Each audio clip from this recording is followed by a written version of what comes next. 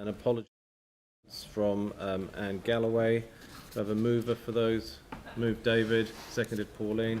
Put that motion, all in favour say aye. Aye. Against, that's carried. There's a whole bunch of declarations of interest which are up on the screen, which I'll take as read. I'm happy to move that we receive those. Seconded Andrew. Put that motion, all in favour say aye. Aye. Against, that's carried. Confirmation of previous minutes. I wasn't at that meeting, so Andrew, would you like to move those? Do I have a seconder? Seconded Sarah. Any discussion? Put that motion, all in favour say aye. Aye. Against, that's carried. No public forum, no deputations on the public agenda, no presentation of petitions. We have 4 supplementary reports to be included, 1 in public and 3 in PX. I'm happy to move that we accept those. Do I have a seconder? Seconded Mike. Any discussion? I'll put the motion, all in favour say aye. Aye. Against, that's carried. Thank you very much. Okay, first up, item 23, performance exceptions report 2019. That'll be you, Peter, who was here but has disappeared. So we will. Do you know where he's gone? Okay, we'll come back to that. We'll come on to item 7, capital programme performance report.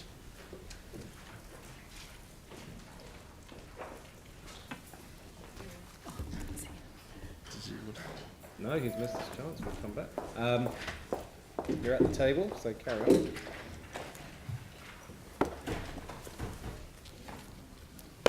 Okay. Good morning, councillors. Morning.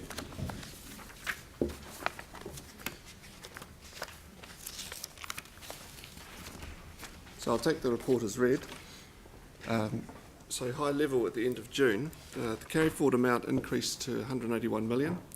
That was up from 170 million from May reporting. Third-party payments contributed to 55 million of this carry forward, with little change in the key contributors to this, and that is listed in the report. Although Metro Sport carry forward did increase by 4 million to 14 million.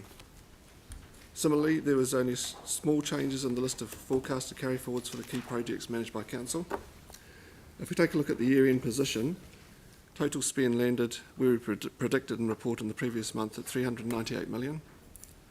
So based on year-end actuals and excluding third-party payments, delivery that was managed by council was 76%. Third-party project delivery was 24%. As requested at the last committee meeting, I've included the delivery results for the 2 previous years and also provisional figures for this financial year, which are a budget of 225 million, $399 million budget, and $126 million carried forward from this year. Carried forward to this year. The split of this year's budget of council delivered projects versus third-party payments projects is 443 million and 82 million respectively. At the time of creating this report, these numbers were provisional as the carry forward amounts were still being finalised, but I can confirm that these numbers are now final, with the total number of projects for delivery this current financial year sitting at 838. The remaining pages of the report give a breakdown of the key carry forwards and bringbacks for the year and final positions for the individual delivery portfolios. So I'm happy to take any questions. Okay. In terms of the comparisons with previous years, do you sense there's a sort of a pattern there in terms of what we get through every year, around sort of 80%-ish? Yeah, it is. I think that we benefited for the 2 previous years from the 4 or 5 big projects that we were delivering that were really churning out about somewhere between $10 and $15 million consistently each month. That dropped off this year, so they're all coming to an end. That's going to be a challenge for us in this current financial year. Yep. Okay, Phil and Glenn. Thanks for your report, Andrew. Firstly, technical question. Could you just remind me what the PMs are? Project managers. Project managers. Thank you. That helps me understand. Now, question really is about the amount of the carry forward compared with the budget. So the budget for the last year was 574, but we're carrying forward 181 million. Correct. So it just seems to me, is there not a way that in fact we can fine tune that more, particularly because this is what ratepayers are rated for? Certainly, we have done some analysis around what's driving that carry forward. As I said in the report, 55 million is third-party payments, which we don't have a lot of control around. A lot of it's a timing issue. You know, the end of financial year is a sort of an arbitrary line in the sand in terms of from a project delivery perspective. So it doesn't mean the projects are failing if we're carrying forward. It's just there's been delays. In doing the analysis, there's no one single thing we could really pin what was driving the carry forwards to. There's a number of things. Consenting issues, consultation delays, funding issues. So it's spread fairly evenly across all of the projects. So I can see that there's a pattern with previous years too, Andrew, but I'm just wondering, is there not a way we can fine-tune this and predict, based on historically, how much, in fact, we should say we are able or capable of delivering? Certainly, and that we do try and do that. And the delivery review that we went through just before the end of the financial year, we attempted to do that. But I guess you would agree that 181 million compared with the 574 of the budget is a very big amount, large amount of money.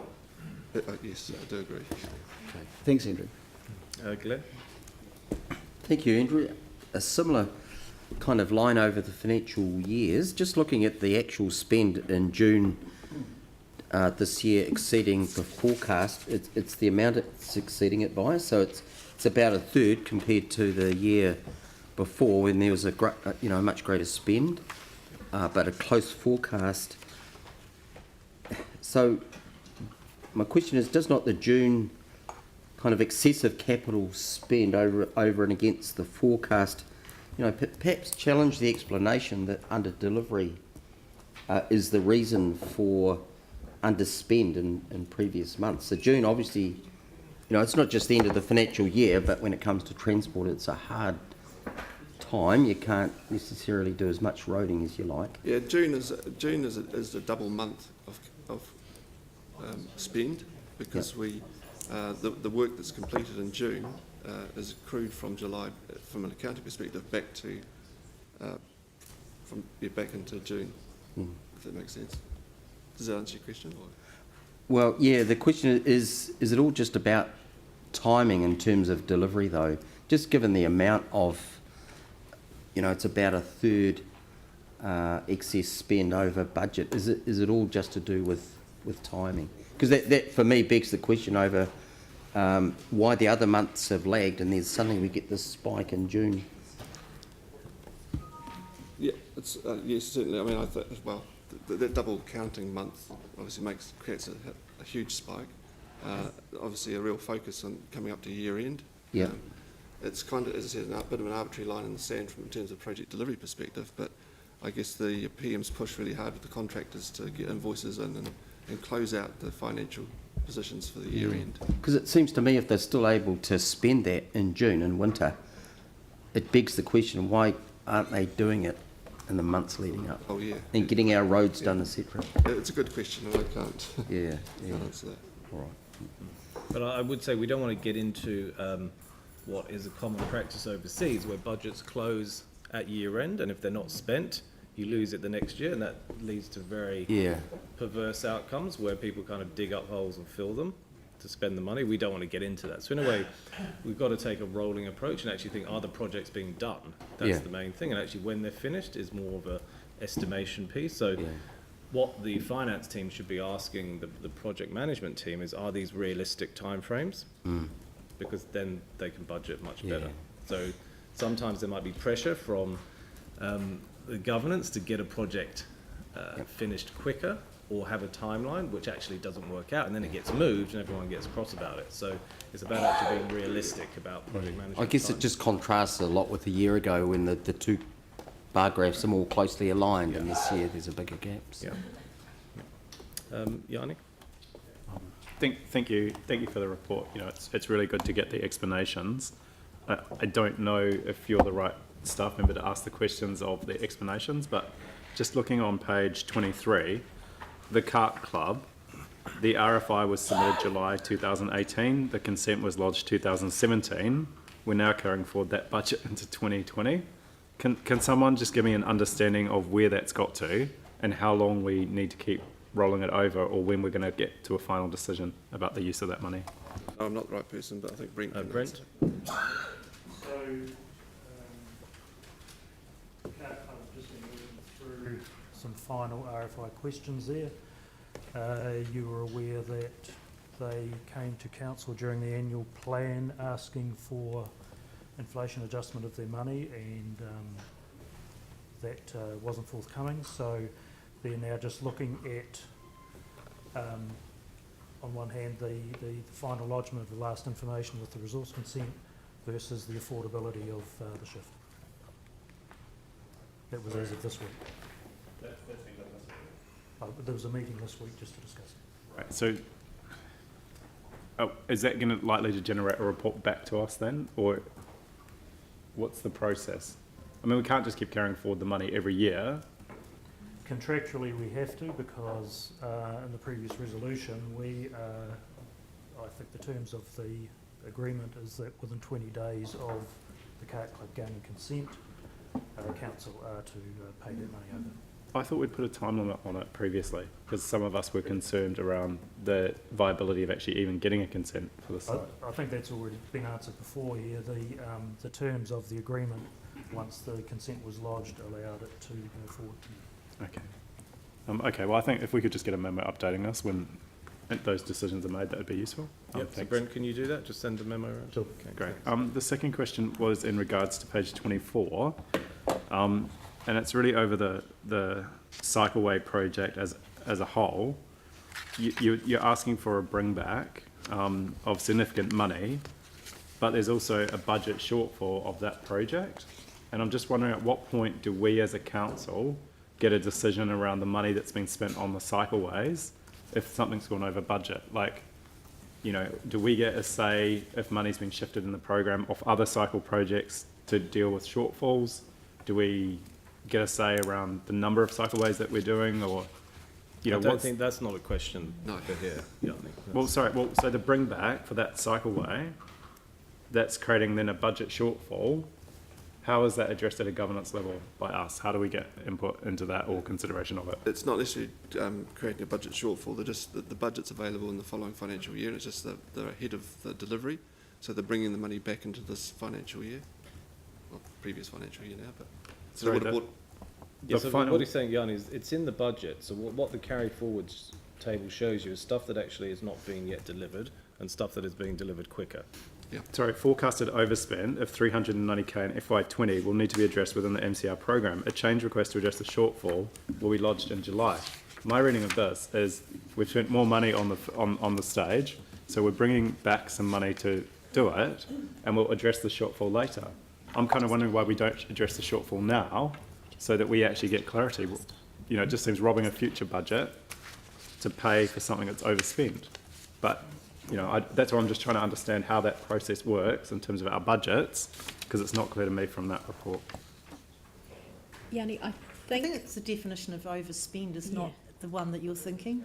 yeah, No, it's not over budget, it's delivering earlier than expected. yeah, delivering fast. I mean, some of it is a language issue around underspend and overspend. It just means not spent in this particular year. Is the shortfall relating to money not being spent in the particular year, or is it relating to an overspend in the project budget?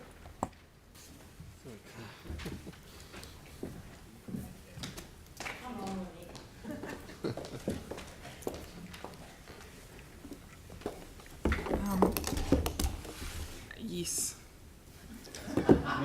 Thank you very much. That didn't answer the question. Yeah, it's apologies.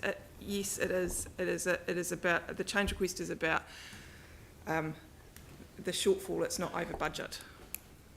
The shortfall in the particular year, not over budget, is per the program of the works. Of the whole, so the So it is the change request is to say we want to use money from this year that we're in now to cover the costs from last year. We've delivered ahead of schedule.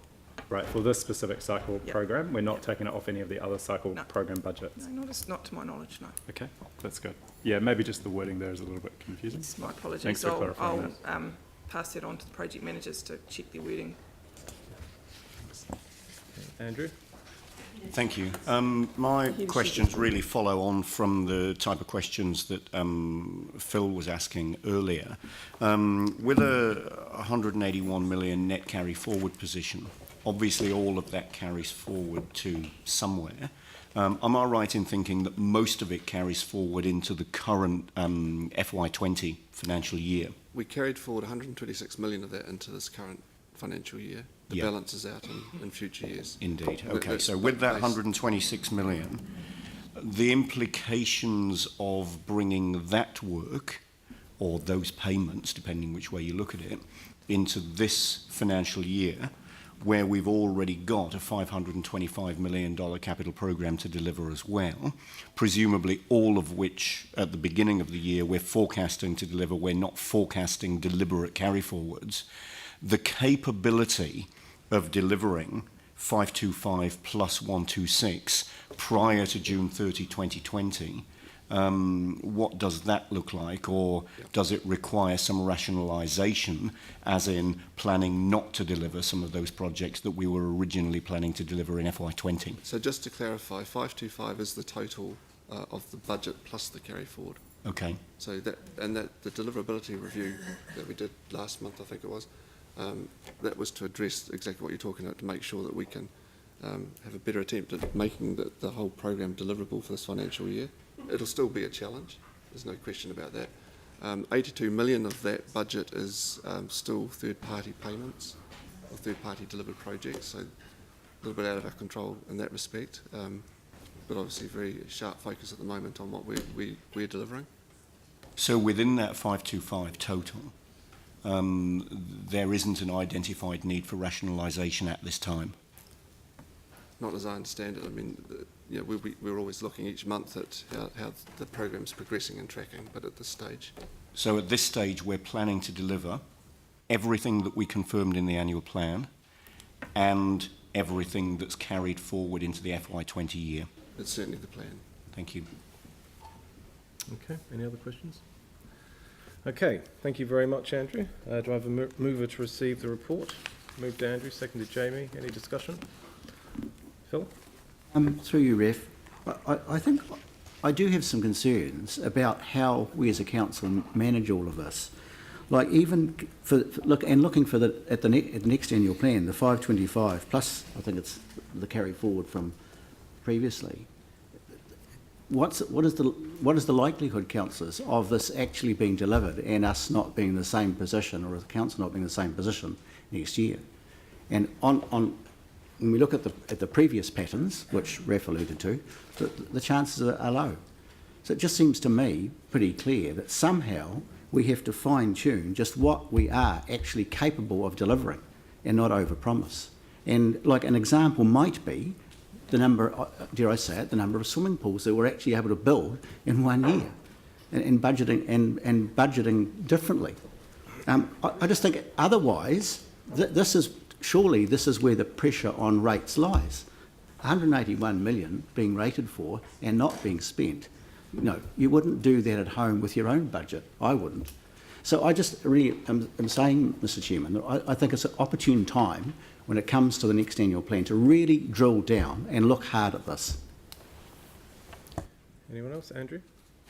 Just following on from that, this really feeds into good, robust planning of the capital programme for the next LTP, which is something that we need to be getting ahead of, and we need to be getting ahead of now. I mean, there's been a history of carry forwards, and there are expectations that there will be a reasonable carry forward at the end of each financial year. The danger is that we plan to do work which maybe we're not able to deliver, and maybe with a more realistic approach we should be honest about the fact that we may be putting together a capital programme that isn't deliverable. The danger from that, of course, is that we then end up rating for work which is not capable of being delivered within that financial year. We've been having these conversations since at least 2015, if not earlier, and I think it's something that we need to think very seriously about as we start building the next LTP. This certainly is something that that we'll need to keep a very close eye on over this FY20 financial year, because if we did end up with a sizable carry forward or planning a sizable carry forward at the end of FY20, I think that should really set some alarm bells ringing that we need to approach the next LTP and the capital programme quite differently. So, yeah, there are certainly some things here that maybe aren't alarm bells ringing as yet, but they're bells that we're keeping an eye on to see whether they start ringing. Realising that some of these things are around timing of payments and third-party actions rather than things that we're directly in control of. But at the same time, the danger, particularly when we've got such a strong focus on the rates that we're charging our communities, the danger is that we end up rating for work that we're not actually capable of delivering. Really comes back to the point that's made every annual plan and long-term plan. Our capital programme needs to be both affordable and deliverable. Thanks, Andrew. Sarah? Just because swimming pools have been raised. Funnily enough, it's been really clear in my time on council that every annual plan and the long-term plan, the biggest impact on rates is operational expenditure. It's not capital expenditure, and it's certainly not capital projects that are under $30 million. It's the large capital projects such as the stadium, such as the huge amount of capital we're going to need to spend on our reticulation system that will impact our rates the most. It's adding up of a whole pile of smaller operational expenditure, such as the nearly $700,000 we spend a year on helping private property owners maintain their heritage buildings, that add up to the hit on our rates. And when it comes to community wellbeing, community connectedness, the money that we put in, the capital money that we put over 30 years, multi-generational spending, to connect our communities and community facilities such as pools and community centres is really well spent. Glenn?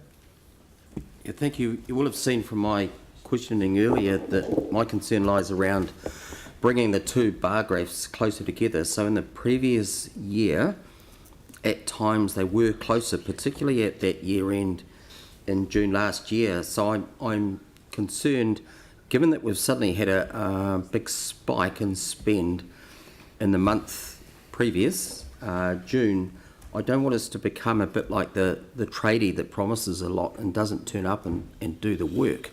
So we've got all this forecast work and then it's not delivered, and then suddenly in a winter month it is. And how far does timing go as a reason for that?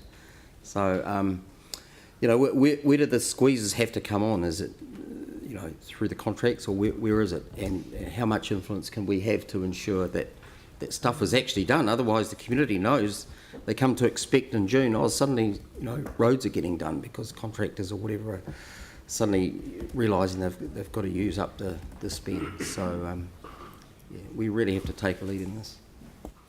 Anyone else? Okay, well, I mean, there's some good points there. I mean, a couple of things to think about. One is the budgeting process. So I think councils have to take a much more line-by-line approach, looking at projects, starting with the biggest and going down to the lowest, and really interrogating the timescale of those projects. And one way to get more understanding about that is looking at the closeout reports we're getting. So the closeout reports we've been doing now, I don't know, 6 to 12 months, and we choose very different projects so we can start to get an understanding of how each project proceeds. And it's not just the budgets, it's actually the whole thing from planning to setting dates. When did you think it was going to start? When did it actually start? When did you think it was going to finish? When did it actually finish? So we've done enough of these now that I'm going to produce a template for closeout reports, because everyone seems to deliver slightly different ones. And I think the more focus we get on what comes out the back end, the easier it will be planning the front end. So it's linking those two things up together. But it's obviously an important piece of work, and I think it's something councillors should be focused on in the future. So anyway, we had a mover. Did we have a mover? We did. Okay, so I'll put that motion. All in favour say aye. Aye. Aye. Against, that's carried. Thank you very much, Andrew. And Peter, go back to you. Item 23, performance exceptions report. Good morning. Good morning. The purpose of this report is to go through year-end results for levels of service to briefly look at those results by activity and to go through the staff comments on unsuccessful levels of service. The good news is that we finished the year bang on target. The forecasts have been very accurate for some 6 months now. 85.8% for a target of 85. So a good and well forecast result. That is subject to Audit New Zealand. They often want to go into the detail of some, and we may lose a couple, but at this stage that's where we're at. On the table at the bottom of the first page of the exceptions report, there's a split out by activities that shows you how the levels of service went by each activity, water supply, roading and so forth. There's a division there between results that come from the resident survey and those that are based on other measures like quantity, quality, service responsiveness, meeting specifications in contracts, that kind of thing. It's not a discussion for today, but there's a lot of variety there in terms of which activities are using a heavy proportion of survey results and which are not. We have been cautioned in the past by Audit New Zealand for over-reliance on feedback and not striking a right balance between feedback and scientific measures of delivery.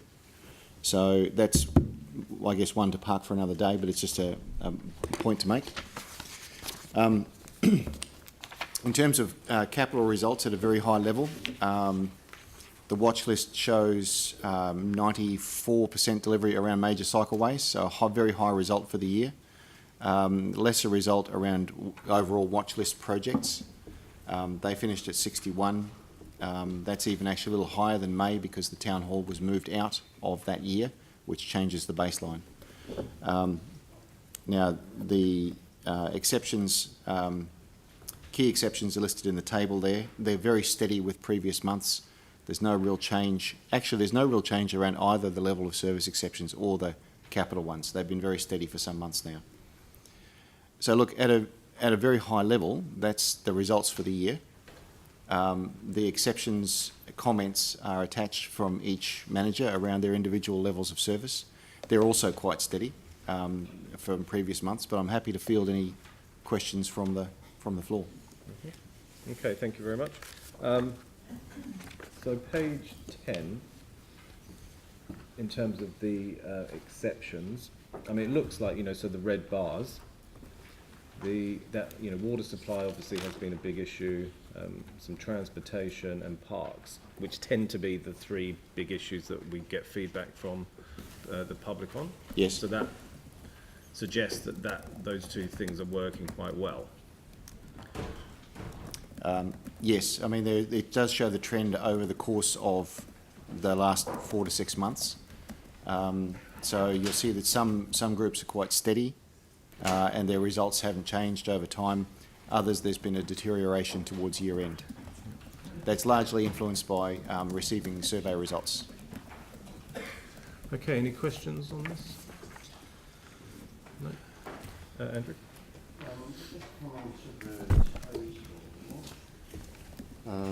This is page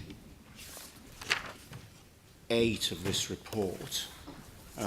We've got the watch list capital project delivery exceptions, noting that some are expected to be delivered on time. There's one that looks as though it's expected to be delivered a little bit early, but there are some where there are some significant delays, some months and some longer than months. We've got MCR Rapanui Shagrock planned for August 19, expected to be delivered September 20. So that leads me to look at the red, amber, green. When a project is expected to be delivered, forecast to be delivered some months or in that one case over a year late, what's the rationale for that to still be showing as amber rather than red? What would give rise to a red button rather than amber button if a project been over a year late doesn't? Those lights are thrown by the project managers, and I actually can't provide a rationale for that. I don't know if City Services can. Because I would have thought for this table to have any meaning, there would need to be some consistency around the application of the green, amber, red lights. Sure. And if it's down to the project manager to determine what the application of the green, amber, red is, then it means that there's no consistency in the table, presumably. I understand. So we work, all of the managers that work with project managers work to try and achieve that consistency, and the PMO, Andrew and the team provide us with guidance on how to switch the lights. So there is some consistency there in that sense. Usually it would go red if we can't deliver it or won't be delivering it. At all. At all. So a project being delivered over a year later than planned isn't intended to generate a red flag. It depends on the reason for that. So that in that case, with that Rapanui Shag Rock Section 3, it is a consenting, we're working through a very complex consenting process. So we are still planning to deliver it, and that was the rationale was that we left it as orange, amber. Yeah. So just for future understanding, the only point at which we would expect to see a red indicator on this table would be if a project isn't intended to be delivered at all, and there can be any amount of delay and a project would still reflect as amber. That's kind of what I'm hearing. I'd have to put that one on to Andrew, because that's a general process as well as that one we were priced with that. Yeah. So that was a specific one. Yeah. So the flags are intended as a mechanism for the PMs to indicate or flag to the governance structures for their projects that there's some challenges on their project. Red would mean that something has gone catastrophically wrong, really, and that something needs to be done to get that to get that project back on track. But if it's flagged red, then the intention is that we're not going to deliver it on time and within budget. Yeah. So Amber would indicate that there's some challenges and something needs to be done to get it back on track. So a project been delivered over a year late because of consenting issues that may or may not have been able to be anticipated prior to the start of the project, that isn't intended to generate a red flag. Correct. The amber flag is flagging that there's obviously some challenges with it. I don't know the detail of that, but that would go red if that was sort of unrecoverable, if they didn't get the consents. Okay, I mean, I guess from my point of view as a governor, when I look at we've got 500 odd pages in this agenda today. When I go through these reports, what I want is to be able to not go looking for needles in haystacks and be able to immediately see those things that I need to focus my attention on. I'm almost thinking we need two different shades of amber in this case, because there's a big difference between a project being a month behind schedule and over a year behind schedule, and the colour coding in this table doesn't allow for that to be immediately pointed out without reading every line in the report. I probably would respectfully suggest that maybe we need to redefine the use of green, amber, red in this case if we would reflect a project been a few weeks late in the same way as we reflect a project been, in this case, over a year and possibly longer than that late, as long as the project's intended to still be delivered. If a project was intended to be cancelled and not delivered, I probably would expect more of a heads up than just a red flag in a report as well. So can I suggest that we might want to have a look at the way that we use the green, amber, red on this table for the table to have the sort of meaning it's intended to have? The definitions, if you look below the table, the definitions are there and they're actually quite clear. It's more in the application of those definitions. Yeah, I mean, if you look at the definition, there is no logic to why MCR Papanui Shag Rock would not be in red. So we either need to change the definitions to meet the way that we're applying them, or we need to run the table, and I will say, in the way it was intended to be run, so that as governors we can use it the way that it's intended to be used. I, on the face of it, would expect to see MCR Rapanui Shag Rock to be red rather than amber, and possibly some of the others as well, but I use that one as the most glaring example of where the definitions at the bottom are not borne out by what's actually occurring in the table. Any other questions? Yanni? Yeah, highlight that I would concur with that. That it's, yeah, I think we do have some information in the watch list further on the agenda in the public excluded, so maybe we can get into it then.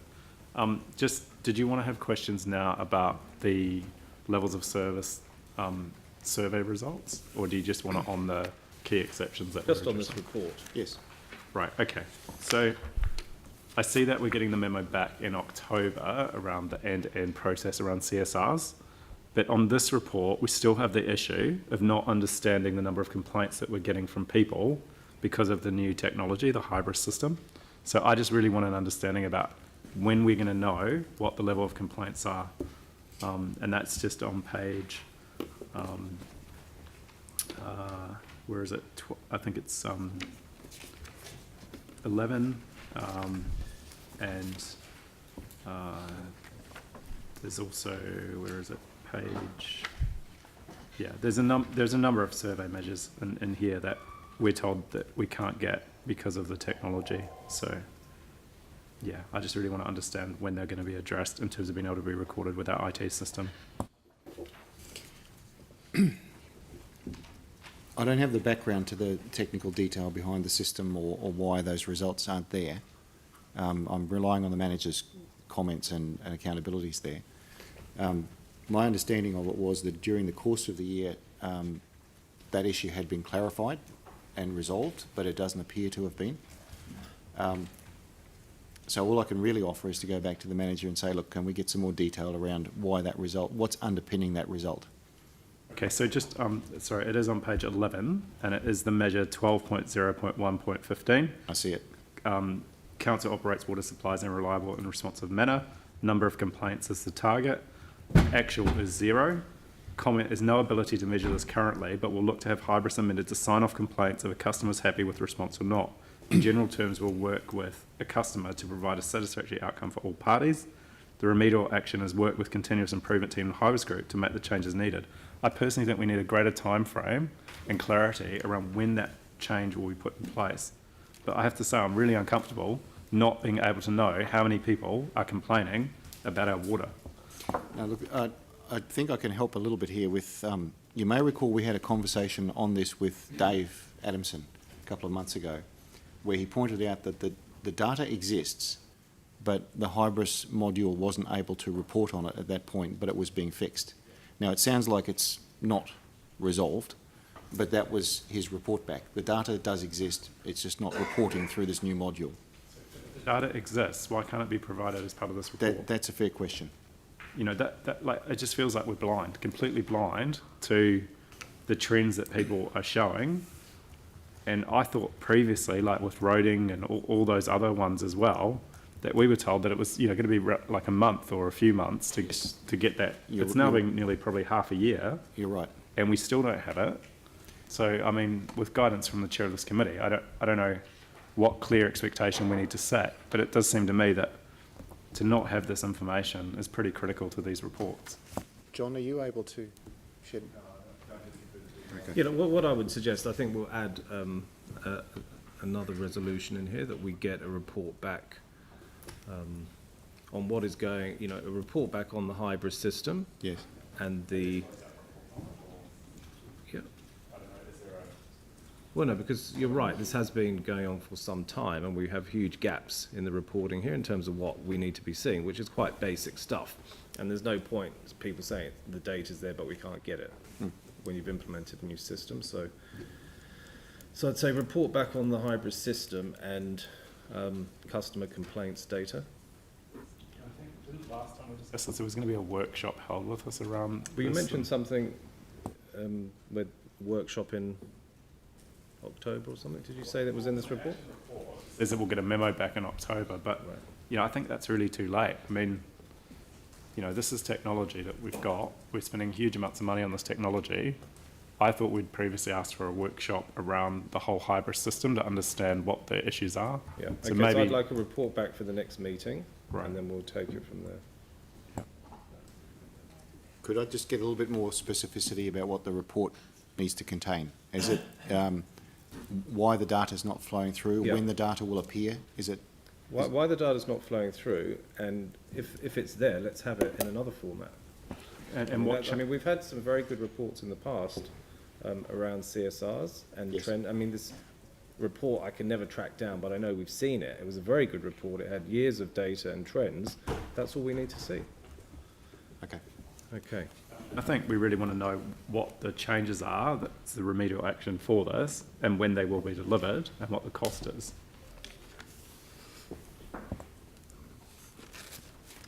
Okay, any other questions? Yeah, so just had another question regarding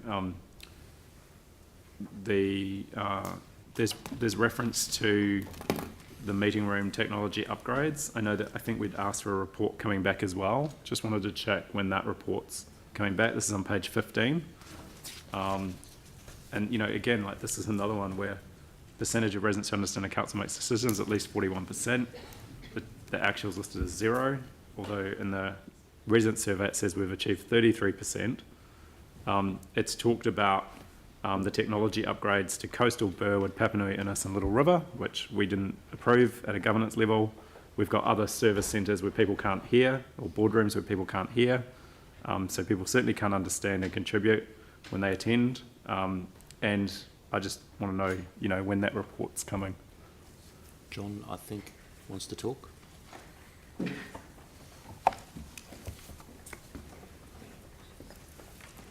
Also, that target seems like it should be 33%, but Yeah, that can be fixed. Thank you, Councillor Johansson. Specifically answering your question, we've discussed this. There is a fixed sum of budget set for the upgrade of audio visuals at boardrooms. There is a program in operation. Yearly we set the program. It's approved. We'll be in a position to discuss it with you probably in early October. There's been no change to the information we've provided on this. There are a range of other reasons and improvement actions that we're undertaking to improve our achievement of this measure, and that's one small part of them. But the boardroom upgrade process, we had a debate recently where the Coastal Burwood boardroom was prioritised. So really this is nothing new, and I can't offer any updated information. when that came to us last time, and I think it was last month or maybe the month before, we did have a resolution to get a specific report back around the future technology upgrades. Yeah. So you're saying that's going to come back in October? That's my estimate, yeah. But there's no new information. So, why does it take till October? My understanding is the governance managers of the boards had all provided feedback around the prioritisation, but we at a governance level have never had a chance to have a say. So despite the fact I've been raising to get microphones in Linwood for 20 years, we don't get a say, but other boardrooms are getting microphones. Okay, that's a detailed issue. John has said the report is coming. If you want it accelerated, go and talk to him about it. Thank you. Okay. Any other questions? Pauline. Any other questions? Ours are fantastic as well, actually. Yours are good, ours are very, very, Okay. you do brilliant. Do we... We're done by lunchtime. Okay, people, settle down. I've got a resolution here. I'm happy to move. Do I have a seconder? Seconded Andrew. Any discussion? Is there a way, because I mean, I actually do feel for Yanni on this. He has consistently brought this up for years, and then suddenly good systems have appeared out of the blue, like we didn't know either at our board. So is there a way we can kind of... There is sit down with John and talk about it. Yeah. Okay. Sorry, I wasn't listening. No. It's okay. It was amusing from Glenn. I was just saying, to be fair to Yanni, he's brought this up for years, and then suddenly these things... Are there any more questions on the report? If there's a discussion about that, talk to John. Okay, so we have a mover and seconder. So moved. Who moved it? Yep, okay. Any debate? Okay, I'll put the motion. All in favour say aye. Aye against. That's carried. Thank you, Peter. Thank you. Okay, item 8.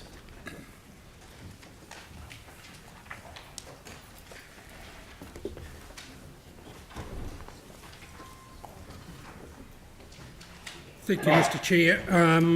I'll just take the report as read unless you want me to go through it in detail, and happy to take any questions. I'll do my best to answer them without stepping away. Tim. Yeah, well, thank you. Look, I had a walkthrough yesterday or the day before with a couple of production companies with walk through the town hall. I have to say it was surprising that they said that the first time they had a walkthrough was very, very early on, and that I had been assured that they would be involved, and this was the second time that they'd been in there, and to find out lots of small niggly things which were just kind of, well, to be quite honest, just stupid. So I'm just wondering how these guys can get in front of decision makers, because I walked around with the frontline V-Base staff as well, who are just as frustrated. So what is the step that I can take to go forward with these companies? Because it to me, it's not happening. Through you, Mr. Chair, I might just ask John to comment on that. It's his project. I mean, we have got a town hall update report coming next. Well, it's here. I'll just sort of bring it up now, so why not? Can you elaborate? What areas and which groups is it you're talking about? Well, I went out with Hang Up Entertainment. The loading dock's interesting, and they said that if there had been some discussion with them that could have improved. There's a lip between the loading dock and the stage. So, why is that there? There's no ramp. There's a lot of little things as well. So, I mean, if we can talk offline and set something up, that would be the ideal rather than debating it here. But I brought it up here because it's just not happening. Okay, I mean, it's probably the best thing to do, to be honest with you, because I mean, we could sit here and work out Absolutely, which loading dock we're talking about, which stage we're talking about. And the key thing is to get you guys in front of them, because I'm just the middleman at the moment. Yeah, of course. Okay. Okay, we'll maybe take that offline. Any other questions about capital projects, Pauline? I'm just wondering why the proposed St Albans Community Centre is not featuring on here. To me, it's at a similar, if not more advanced stage than the Linwood Pool. It's probably the size of it, because this is major projects. Remember, we get the community projects coming in on a different cycle. So how come it was here last time? Was it? Yeah. There was a picture of it and everything. Yeah. So is that the answer? It's not considered a major facility. So it's... Yes, we have two reports. We have the major facilities and then we have the community facilities rotating on a 2-monthly cycle. Oh, okay. So it could well be that that's in that report, but maybe it was talked about in this report. Yeah, it's not one of our major facilities. Right, so it'll appear next meeting. Yes. Oh, that's great. Thank you so much. But we like it anyway. So, Glenn and then Yanni. Thank you. Just the naming process. So I totally understand that, Mark, with Matapopere over Linwood Hall, and that it is a gift, and I respect that.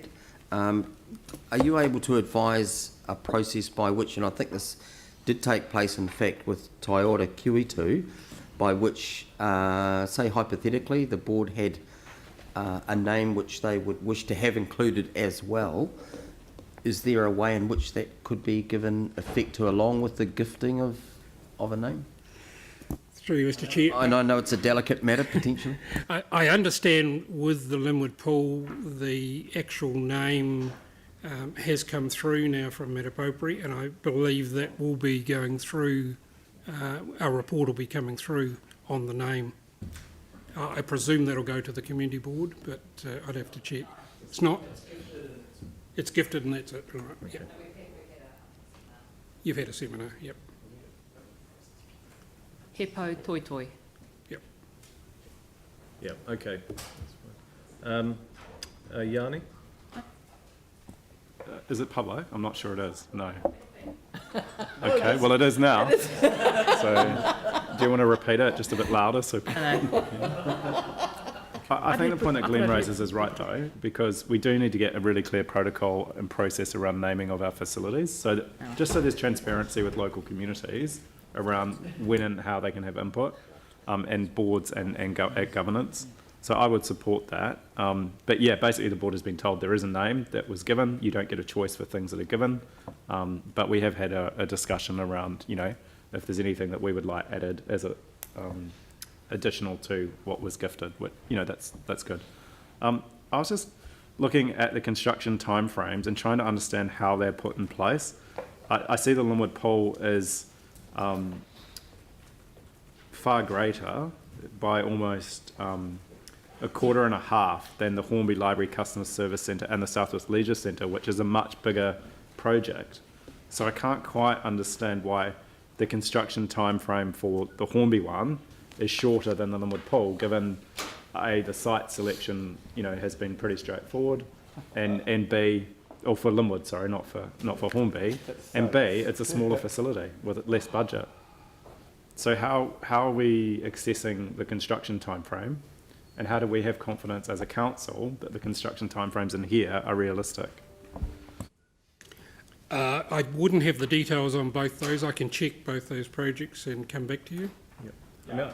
Is it like the Linwood Pool had as long a construction as the stadium, which just seems. I mean, one thing I would say bizarre. is these are all estimates, and if you look at where the arrow is, that's really the main focus. So if you're focusing, where construction is starting in 18 months, you're not going to know till you get much closer actually what those dates are going to be. And it goes back to that original conversation around the budgets and capital planning. It's not till you get to the tendering process that you really have a good sense of how long something is going to take. And even then, that's debatable. So what we're seeing here, these really are estimates. But I think Yanni raises a good point. Why would Linwood Pool take longer to build than... This is part of the frustration when we're doing the budget. We're told that the budget doesn't reflect the opening date. Then we're told that the work can't start because the budget's not in place and we can't do the work to start the planning because the budget isn't there. And I think it just creates a lot of confusion for people. But, I think even if it's an estimate, we should have some pretty standard estimates for our facilities that we can have, some degree of confidence around. But yeah, I just can't understand why this has got such a long If you can just construction have a look timeframe. into that. I'll look on both those projects, Yeah. to the project managers. The other question, I know we've got something coming on for the town hall later, but I think just in terms of the Ferrier Fountain, can anyone just explain in simple terms what's happening? Well, why don't you leave that to the town hall report? It's our next report, I think. So. Right. Okay. And likewise, so any other questions around town hall? Yes. You want addressed there? Okay. Just the final question from me is around the Lancaster Park deconstruction and demolition. And, I just wanted to just check in terms of the ability for that budget to be put into the future high-level use of whatever happens at Lancaster Park. And so I just wanted to get some sense of, is there an agreement that the money saved from the demolition can go back into remediating that facility for community use or recreation use as we've agreed? That's not really a question for Mark. Yeah, I wouldn't have the details of that. I only have the details of the report there in front of us. Right. So it's not one of my projects, so I wouldn't Carol, know the specifics. That's something for finance to think about. Okay, but we've got that report going to it's just been released yesterday. It's going publicly to the community board on the 6th of August. It would be quite good just to have some clarity around the process. But yeah, I just wanted, just commend the staff on that particular one. The fact that they've had no complaints from locals about the increase in traffic, and I know it's taken a little bit longer, I think, than we hoped, but actually the disruption to the local community, the minimisation of that has been fantastic. So I just wanted to pass on my thanks. Super. Dion? Yeah, I just wanted to ask a question about the old municipal chamber. When are we going to have some more info in this update, potentially, about what's going on with it? Would that be possible next time around, or? This is on the... Brent probably can answer that. It's still being negotiated, so when it's finalised, it'll come back. Do we have any time frame potentially on those things? Not at this point, no. Was that a no? Yeah, not at this point. No. Yes, that was a no. Okay. And just on the site there, it's still quite messy. I've been asking for quite some time to get that tidied up. It is one of the main parts of the city. The promenade's open. Can we please get it tidied up?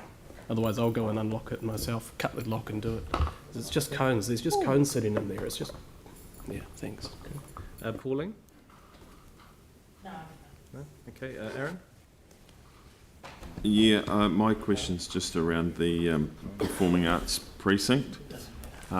Just looking at the timeline along the bottom there, and I was thinking that the design and construction had already completed, which was the original timeline, but then it's only planning. There's still no design or construction here, which freaks me out because this finishes at the end of 2021 and no one would have started anything according to this, which is quite concerning.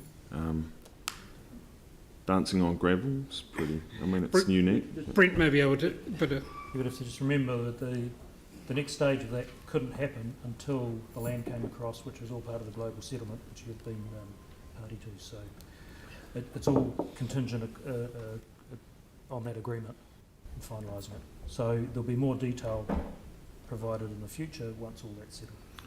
But when the original timelines were done, that wasn't the case. There was timelines for. But if we'd have put a timeline in there previously and we couldn't deliver on it, we'd be answering a different set of questions to you saying, why haven't you delivered to those timeframes? We can't commit to it until all those other things happen first.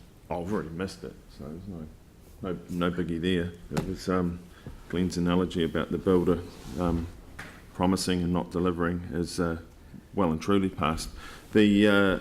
So when are we likely to get a timeline for that? Because the convention centre is going to open, and one of the great views is the gravel pit across the road. Well, actually, I think it's a blank wall actually facing that. Luckily. No time. I think we'll wait until the global settlement's done. Yeah. Just it is beyond concerning. I think it's a little alarming to not have that there 9 years after. I mean, our 10-year celebration could be just celebration in the gravel or something we could call it. Well, the dance mat's still there, so you can still dance. That is, but it'll have to be rebuilt twice before we finish the precinct. Okay, any other questions? Okay, thank you very much, Mark. We've got a resolution to receive the report. I'm happy to move. Seconded Mike. Any debate? I'll put the motion. All in favour say aye. Aye. Against. That's carried. Thank you very much. John, you can stay there. And give us a quick update on the town hall. Well, production companies and fountains aside, we're all but ready to open the CSO part of the facility and welcome the CSO into the town hall, which we're very excited about. In terms of the physical works, they're approaching completion this week, and we're expecting to have a certificate of compliance next week, as I understand it currently. And the CSO will move in later in August ahead of their first event, which is scheduled for the 12th of September, as previously reported. In terms of the finances, there's no change to previous reports there, that we're still on track to remain within that total maximum budget envelope of 167.2. And I'm hopeful that I can bring you more information in that respect to the September meeting. I'll leave it there, and if you guys got questions, I'll take those. Yes, obviously there was a question on the Ferrier fountain. Obviously that's being repaired. Yeah, I think the specific question was can you tell us what's going on? And the honest answer is right now, no. There's a meeting that will happen later this week where we'll get to grips with it.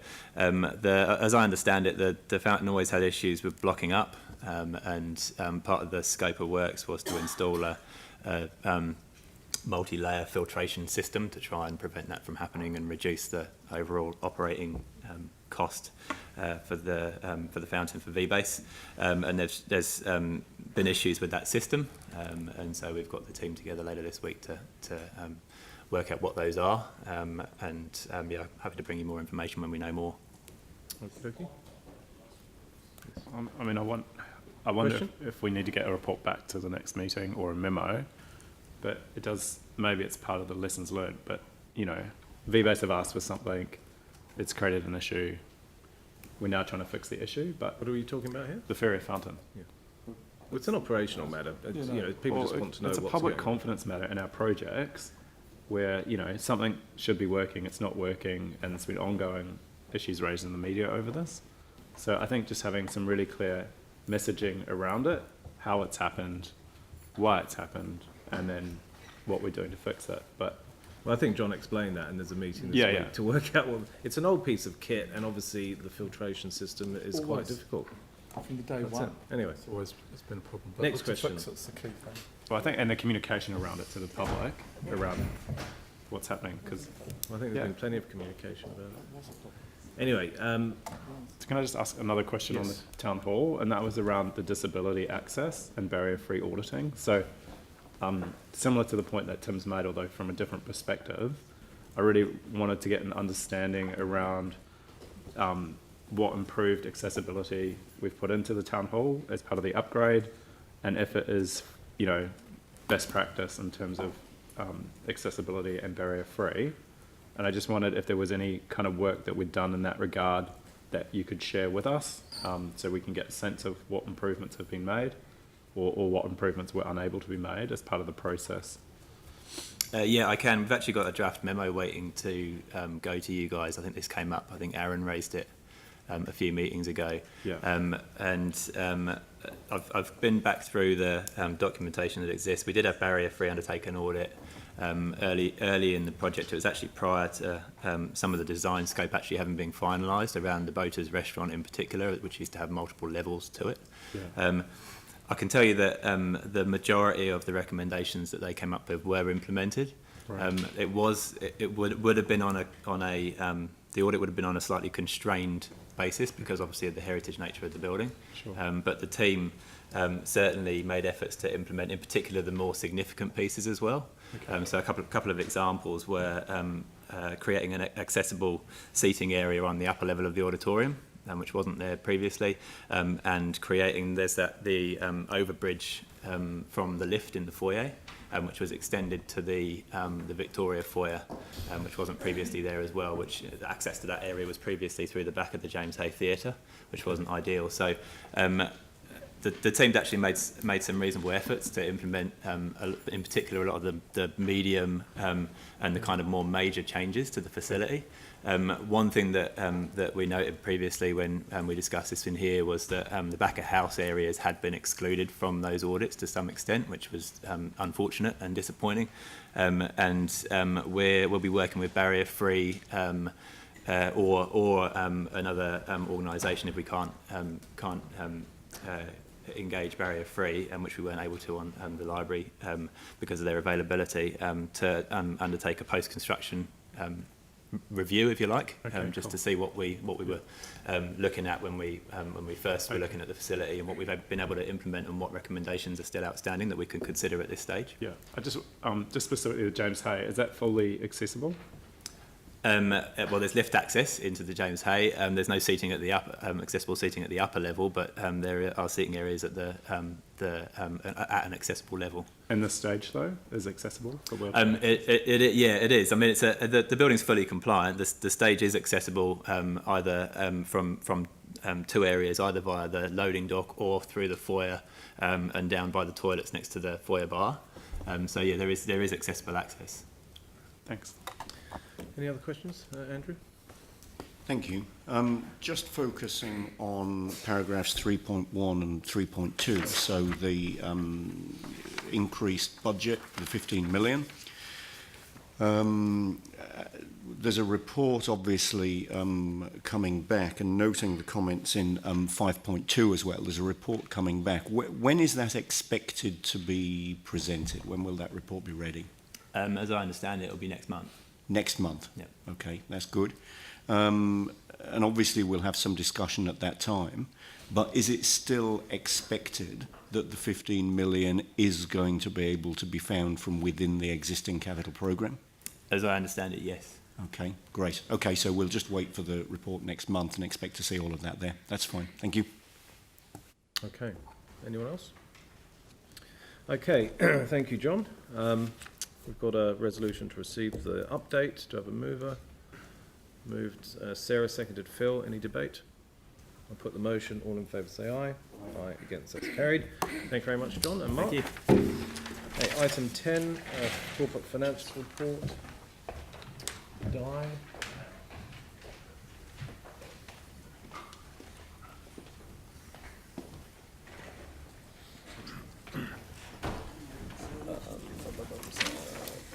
Resolution 2, but I want to We should start with introducing. on the treasurer here.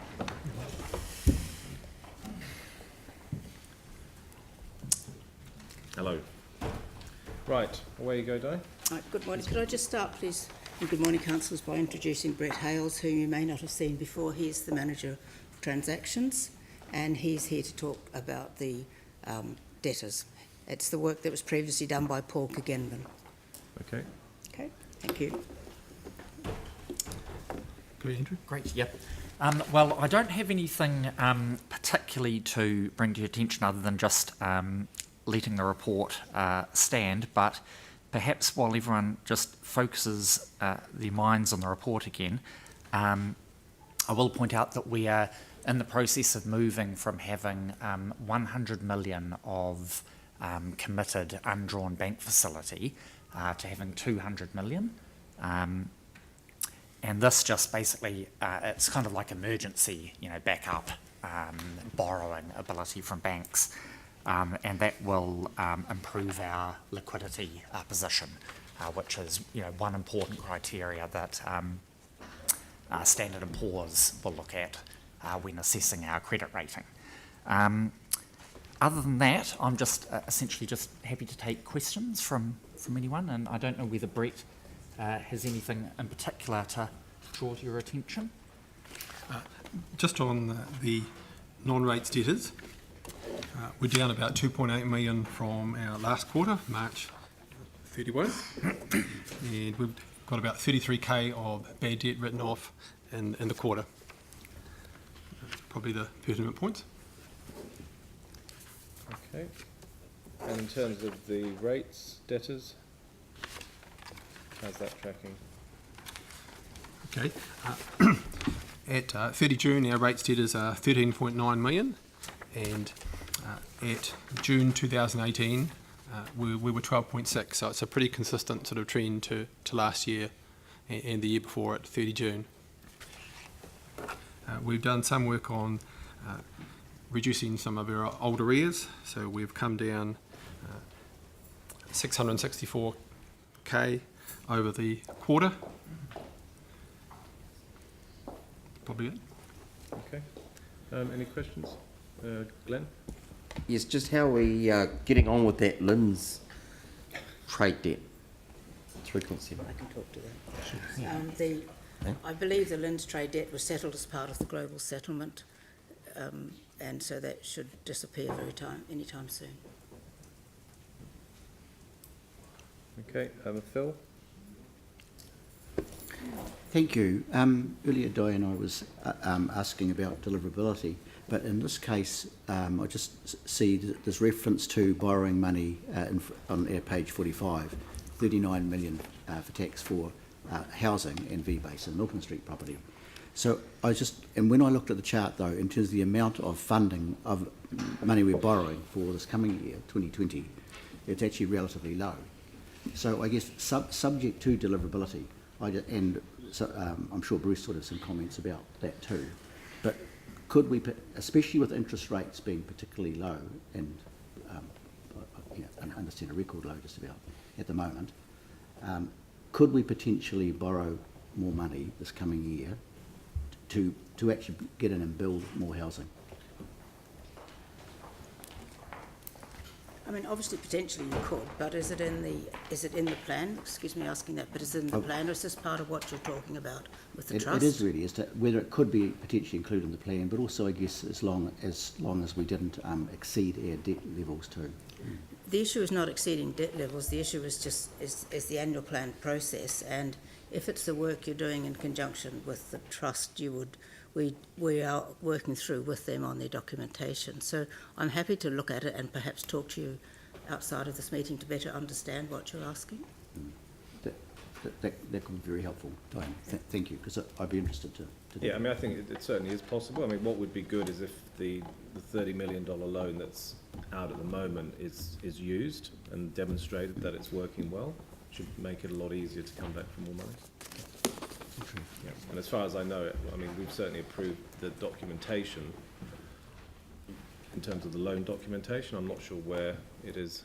Yes, and that's what I would want to better understand. I know that Len has been working with the trust and with other members of the staff on that, and so it's, as I said, I see it more as a process issue than a treasury issue, but I'm more than happy to follow it up. Thanks, Diane, and Glenn will too, yes. Any other questions? Okay, and now, Di, in terms of the Treasury, I've requested a workshop here just because I think there's a broader conversation to have as we really are coming out of a period where we've been fully hedged and we're going into a slightly different period now, and I think it's worth sitting down with councillors and just discussing the policy and the strategy from here. So I'll find a time in the calendar for a broader conversation around that.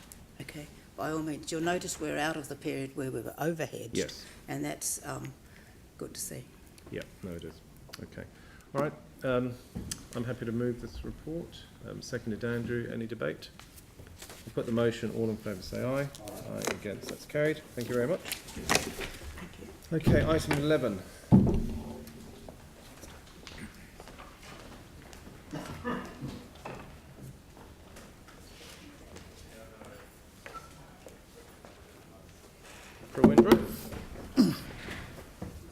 Pump stations.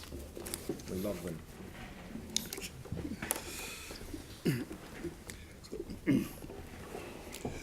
So, Gardeners Road pump station. So, we have circulated the project closeout summary, and in that summary, I think we've included 2 new sections called the benefits and the lessons learned as well. So I'll be open to questions on the report, but first I'll quickly go through the 3 key things of the regarding the project, the scope. So the scope basically for the Garden pump station was to drill 2 new wells and have a new pump station with a suction tank and diesel gensets, all complying to the latest requirements. But apart from that, there were 2 other sub-projects which was linked to this project. One is to secure the land for the pump station, and the other was to also to include the new water mains and Gardens pump station. So that's scope.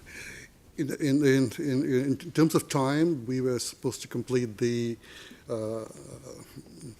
hand over the project by the end of June 2018. The entire construction work was completed by the end of May 2018, and we started testing in the last month.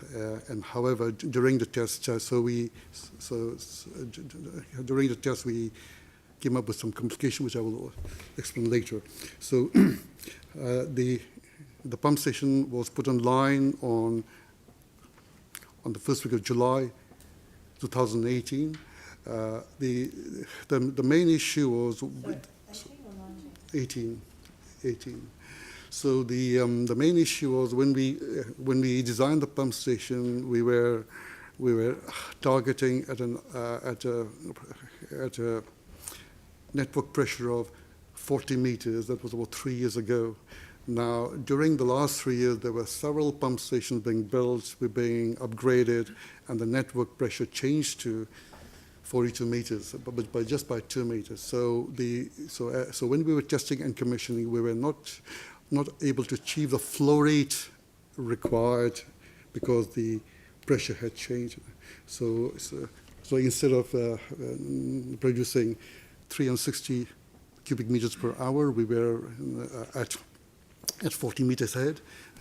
We were producing about 315 or so. But even then, we still kept on pumping out the water. But this was a scope change, which we only found out later on. We were thinking it's probably something to do with the pump station, but no. But the network pressure had changed. So during the months of July and August, we quickly upgraded the motor. So it was a minor change to be done. So we upgraded the motor. So now the pump station runs at a pressure much higher than, even higher than 42. So we completed the whole works in the end of August, practical completion. So the 1 year defects liability of the pump station ends at the end of this year. So the pump station has been operating since July last year, but in full capacity from the end of August last year. Sorry, I mean, I just wanted to mention about scope as well. So because this pump station lies in the Gardeners pump station, so there was a bit of, so we had an issue on the form and functions. Normally pump stations are designed purely for function. However, because we were occupying a land, we were given a land by the Harewood, we had to apply some form. So you'll see there's a bit of a design in the pump station. In terms of cost, yes, we were within our cost. Because we didn't have to buy land, so we could give back some money back to the program. So scope, time, and cost, and quality, yes, we comply to all the quality requirements. So I'm quite willing to take up any questions you have for this from the report, please. I'll start with one. So on page 61, you've got the main contract summary. So Fulton Hogan, tender award, final cost. So, and you've got the variations. So the variations you've got there include flow meters, stormwater pipe works, wellheads, upgrade, chlorine dosing. So they don't seem to me to be outrageous expectations, but clearly they were things you didn't consider in the contract, or why did you need those extra things and you hadn't had them in the original contract? Yeah. Now, in terms of chlorine dosing, this was something which came on a bit later on. So so after the digital design was completed, so we said, do we hold up the whole works because we wanted to complete the project by end of June? So we said, okay, while carrying on with the construction work, we will work on that. So there was something which was caught up very late in the project. You know. The upgrade of electric motors, I just explained to you earlier that because there was a pressure change in the network, this came also nearly at the end of commissioning at the time. So hold on, going back to the network pressure, so you say that the electric motors were what you had to put in to get the higher network pressure? Yes. And so in terms of when you put in this pump station, was there any discussion about what the network pressure might yes, be, there given all the... There was. So we normally set a pressure target during the early design phase. So we did some data logging 3 years ago. So however, and during those 3 years, Grampian came into the picture, Burnside came into the picture, so they had tweaked up the flow to cater towards a more wider network. So because of the higher pressure, which the other pump stations were pumping in, so this pump station had to also to force itself to the higher pressure. But given, I mean, the point of these closeout reports is to consider information which came up during your project. Mm-hmm. So in terms of the huge replacement and new pump stations and wellheads across the city, is the network pressure issue now considered? Yes, it is. It is. Now, at the moment, we're working with a new pump station, the Ben RRA, and we're doing exactly this. So we are capturing one of the key lessons learned, because especially the pressure issues, and I think, as you're aware, we are now having different. We are creating new subzones with new new pressure, so we are confirming this pressures much earlier. So for Benari, we spent about 2 months actually just trying to confirm what will be the pressure, what is the pressure now, what could be the pressure in the future, so that we can cater to this whole pressure changes. So this was something which we have taken to the new projects. Okay. And in terms of the rerouting of cables, I mean, that's pretty standard practice. So are you saying that that was something that came up once you'd started the project? Yes, so we assume that it'll be quite a simple way forward, but because as we are putting windows and there were other flashing works, so we now think that we should have spent more time on that. So in all future projects which we are doing, we're creating this 3D work for the pump station, so we can easily see where all different equipment are located and different services are being planned for. So although it's a small item, it does take time, and it did take us some time to sort it out. I mean, I would have thought, given the huge amount of cabling and piping around the city, that every single project would consider that up front and do the work before they start. Yes? Yes, no? yes. It was thought that this would... That would be the case.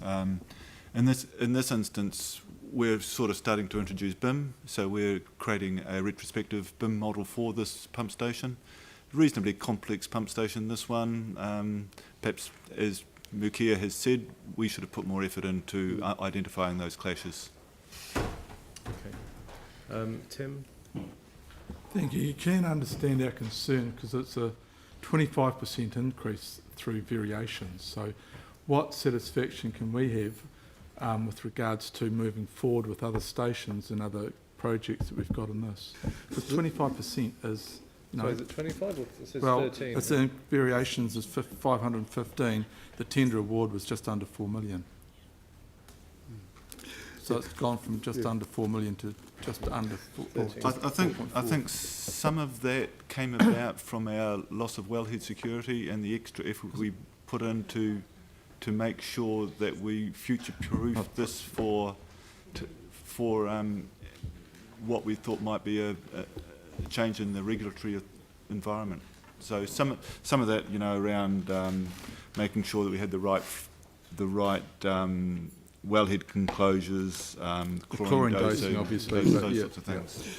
Yeah. So no, there were the whole project had about 3 sub-projects. So there are 2 items over here: the flow meters and the wellhead enclosures, which were supposed to be included in the well contract. So we said, okay, maybe I think we should put it into this contract because it suits better. So the variations was, some of the variations was due to the move of the change of scope from one contract to the other, because it fit better with this contract. So, yeah. The next question is, and the answer to the next question is, yes, we have a detailed lessons learned register for pump station in general. So whatever we learn, we make changes here, which is carried out to our next pump station. So at the moment we're working on the Jeffreys pump station, we're working on the Benari, and we're working on the new Sydenham. So all lessons learned, risk registers are carried from one project to the other project, and it is introduced at the early start of the project, saying these are the things which you went through. Let us review it and do things which we can do. Thank you. Yanni?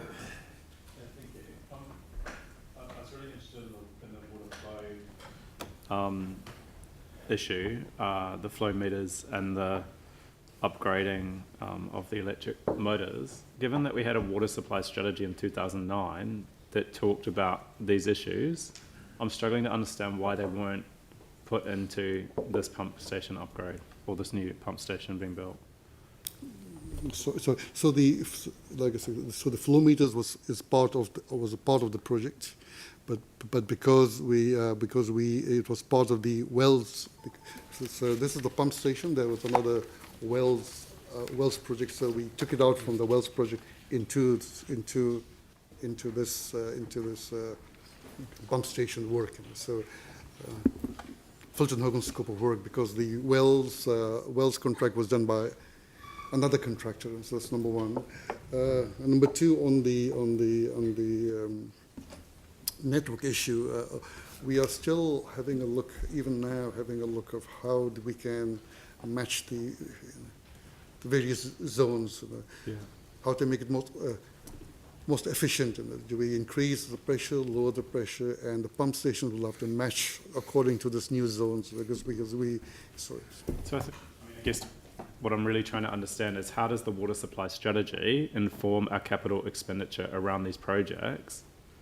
Because I think what I'm hearing is that there's a gap. We hadn't done the work, even though we had a strategy saying we would do the work, to inform what we needed as part of the contract.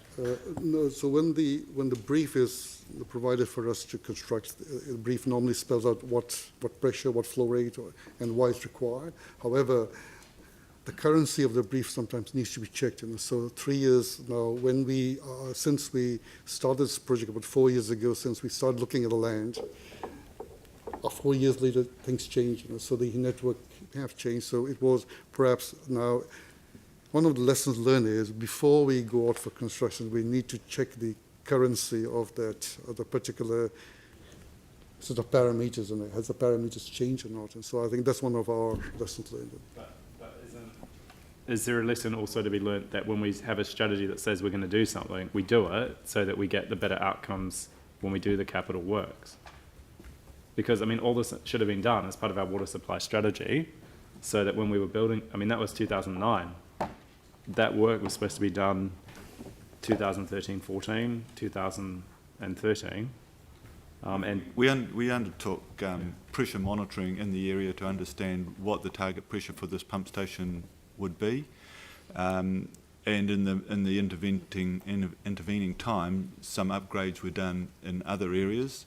The strategy also includes us changing our zones into smaller areas, and that will impact on a number of pump stations going forward as well. So we will be changing a lot of pump stations to match the strategy.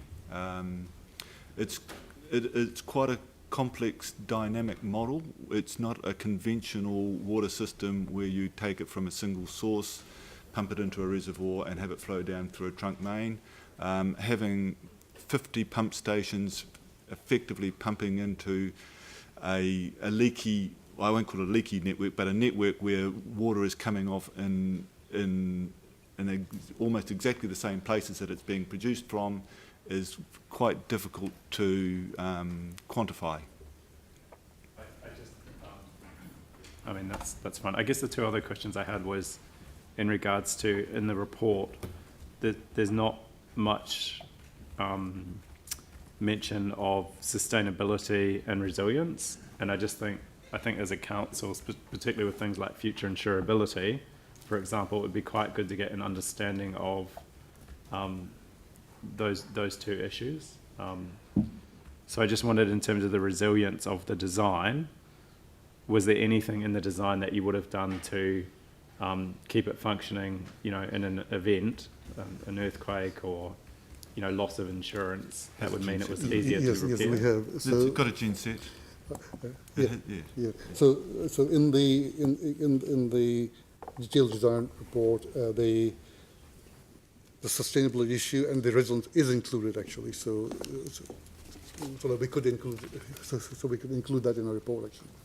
There are, yeah. Consider future insurability. Yes. Okay. If we've got budget sufficient to ensure that the resilience is built to a certain level, that means in an event we can continue to operate. Yeah, it's certainly mentioned in the design report. It does have a generator set, and also and standby pumps as well.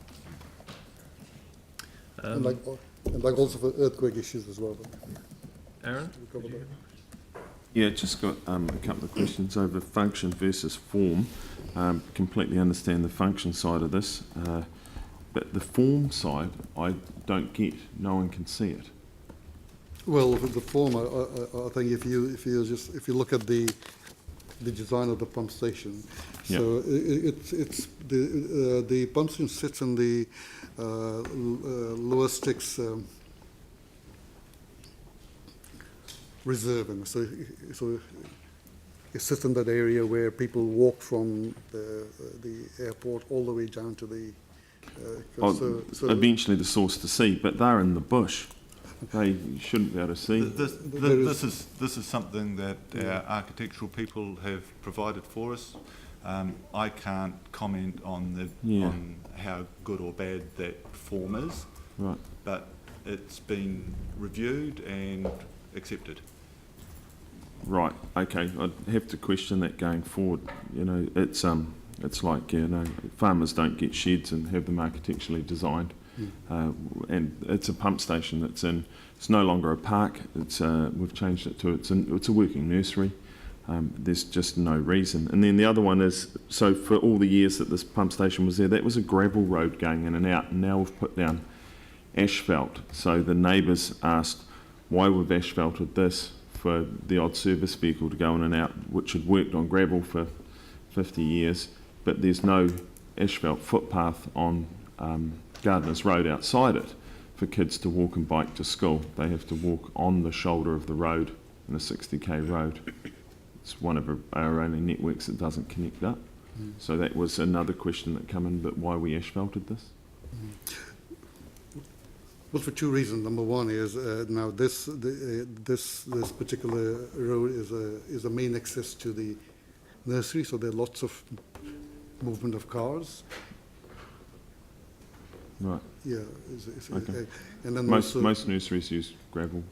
Well, it's also a bit of a trade-off. Remember, a substantial amount of money got saved by placing this facility on the existing nursery site by not having to buy other land. So it was going to create extra traffic going in and out of the nursery, and it seemed a sensible thing to do because a lot of money is spent maintaining gravel driveways. All right. Yeah, we were looking for land in this area and to put two wells, plus have a provision for a third future well, plus a pump station, and to have a land located in this area, it would cost us at least about $1.2 million to $1.3 million. And we spent about 6 to 8 months searching for a place where we can put all this infrastructure there together. However, so the nursery has been kind to us to allow us to use their facilities. Yeah, well, there's a lot of surplus land there, and the council's owned this for decades, so it just kind of made perfect sense, and there's no need.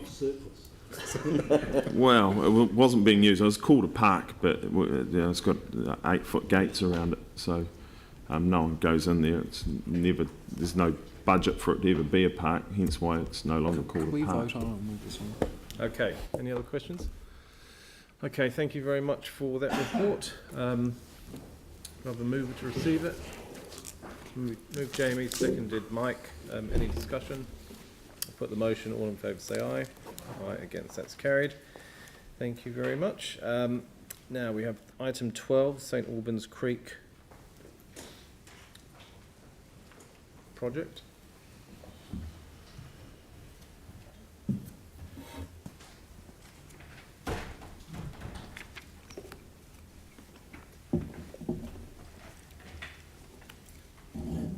Keith, hi.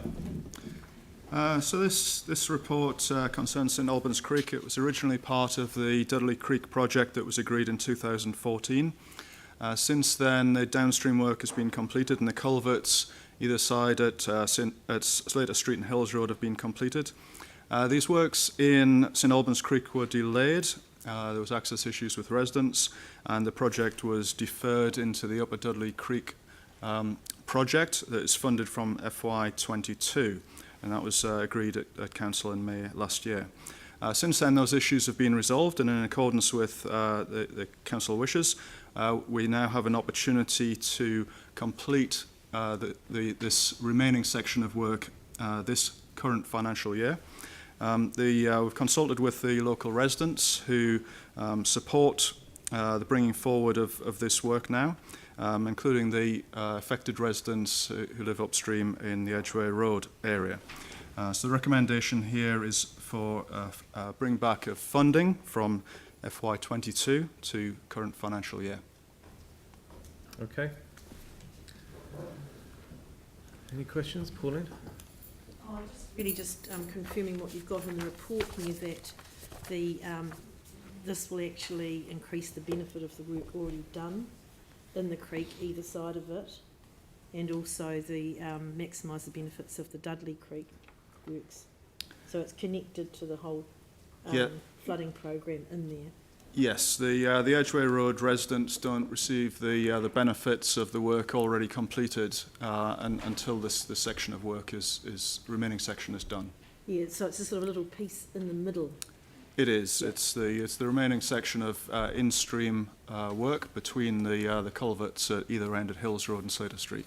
And so it's cost neutral on the budget, and if we don't do it, it actually doesn't bring the benefit of all the other investment we've done around it.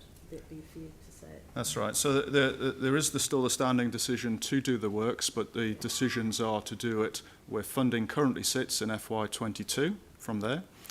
But this is an opportunity on a cost-neutral basis to bring the money back to allow works to be done this year, to allow those benefits to be realised sooner rather than later. And that's because we had one of those delays to the capital program that was mentioned earlier by staff, where it was held up by property negotiations. Yes, there was issues with residents that took some time to resolve. Yeah, otherwise it would have just progressed in the original timeline. Yes. Yep, thank you. Sarah? Thank you. My recollection from when this came to us last time is there was some issues around property purchase, but also the staff recommendation was to switch it from the lower works to the upper works because this particular piece of work had no floor level flooding benefit. So, is that right? We got in a position where we were having difficulty securing agreement with the residents for access, and we got to the point where the main contractor for the Dudley Creek works was going to have to disestablish and re-establish at significant cost. So the decision was to move this into the Upper Dudley Tributaries project. The Edgware Road residents, the worst affected resident was bought out because there was going to be some delay.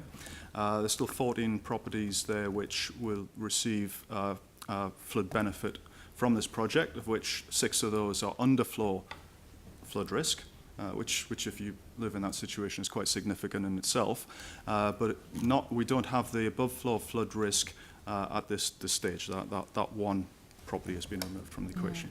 Because I thought that we were doing our decision making well now flood works for the properties that had above floor flooding first, and because this one didn't, we said it's okay to delay it because of those other issues, and we'll put it with the other works. Does it, because it's now not with the other works, this would be done in between the two sets of work, if you like? Yes. Are there disbenefits when it comes to costs? So would it be cheaper to do it when you're putting a contract out for the larger works as well?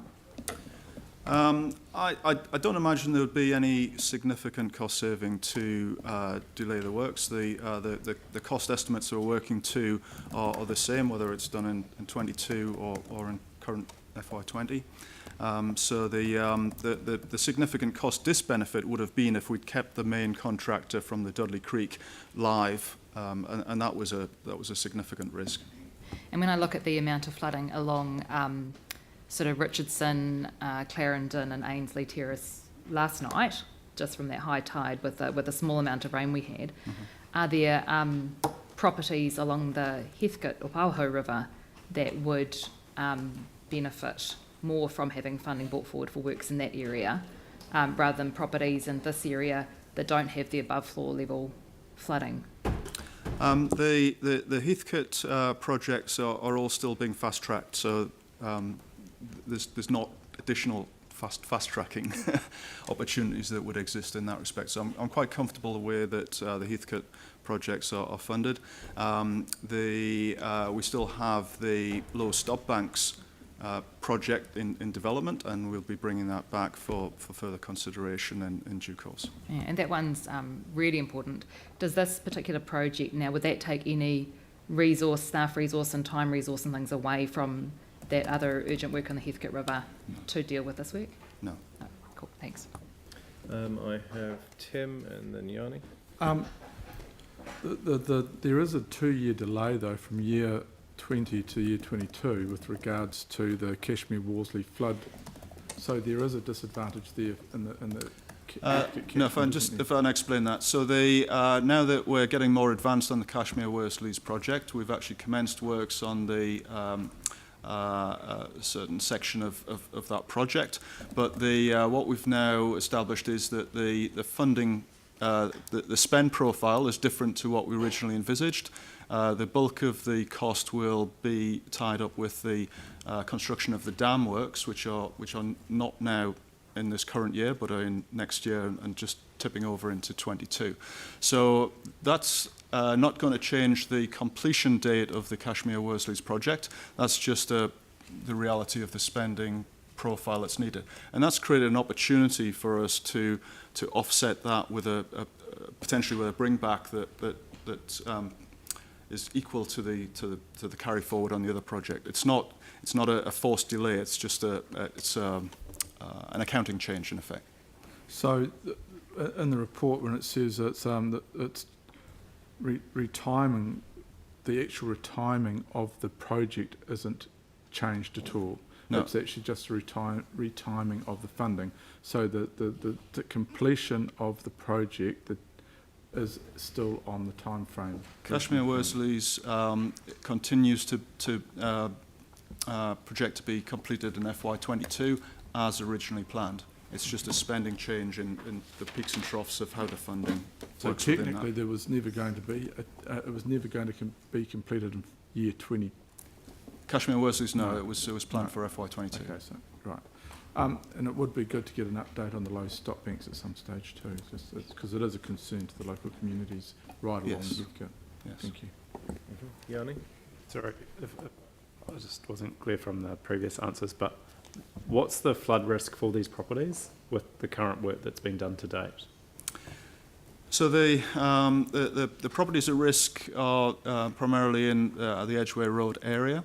They have seen an increased flood risk as a consequence of the earthquake sequence.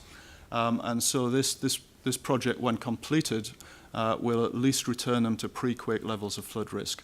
So there was 15 properties that were at increased flood risk previously. The worst affected one, which was very vulnerable, has been purchased under the flood intervention policy, and the remaining 14 properties are still at increased flood risk, of which 6 of those are at underfloor flood risk, and the others for on-property and street flooding risk.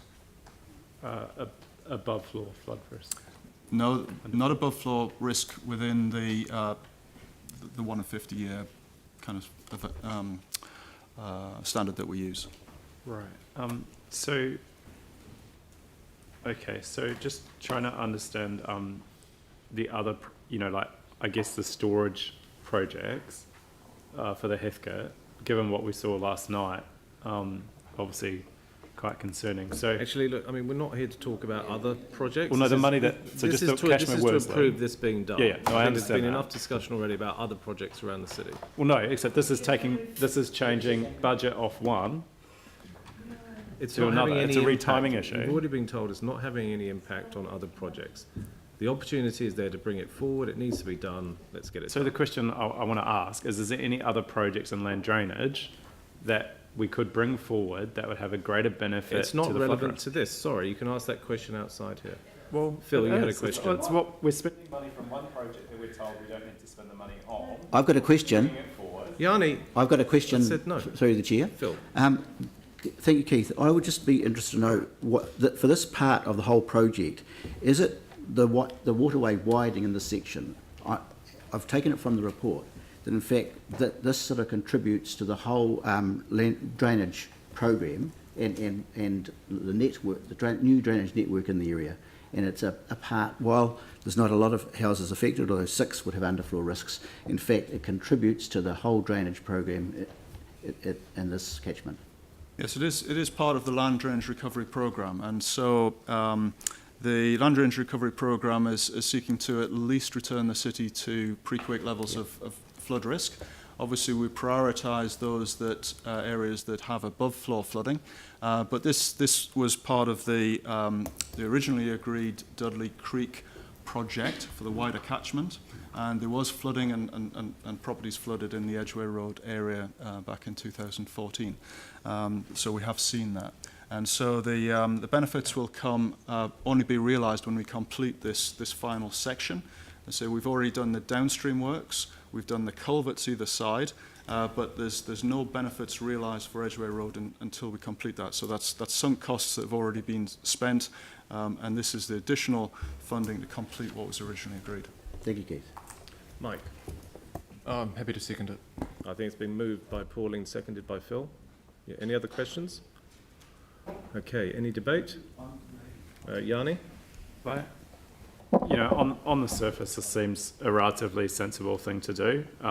You know, in terms of completing this project, I still have concerns that we've got other areas in the city that are at greater flood risk, that are flooding, like Bromley, for example. The poor guy that's come to council, I don't know how many times, and every time it rains, his business is hugely disrupted and impacted.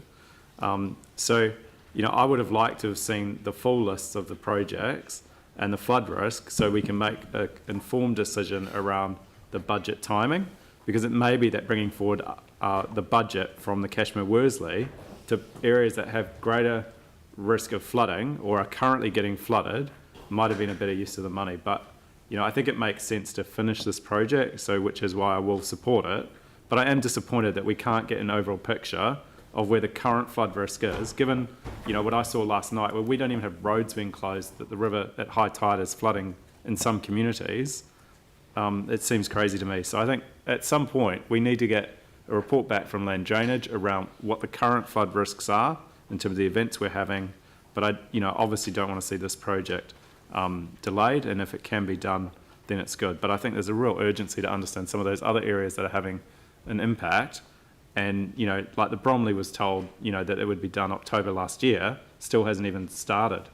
So it's frustrating. Tim?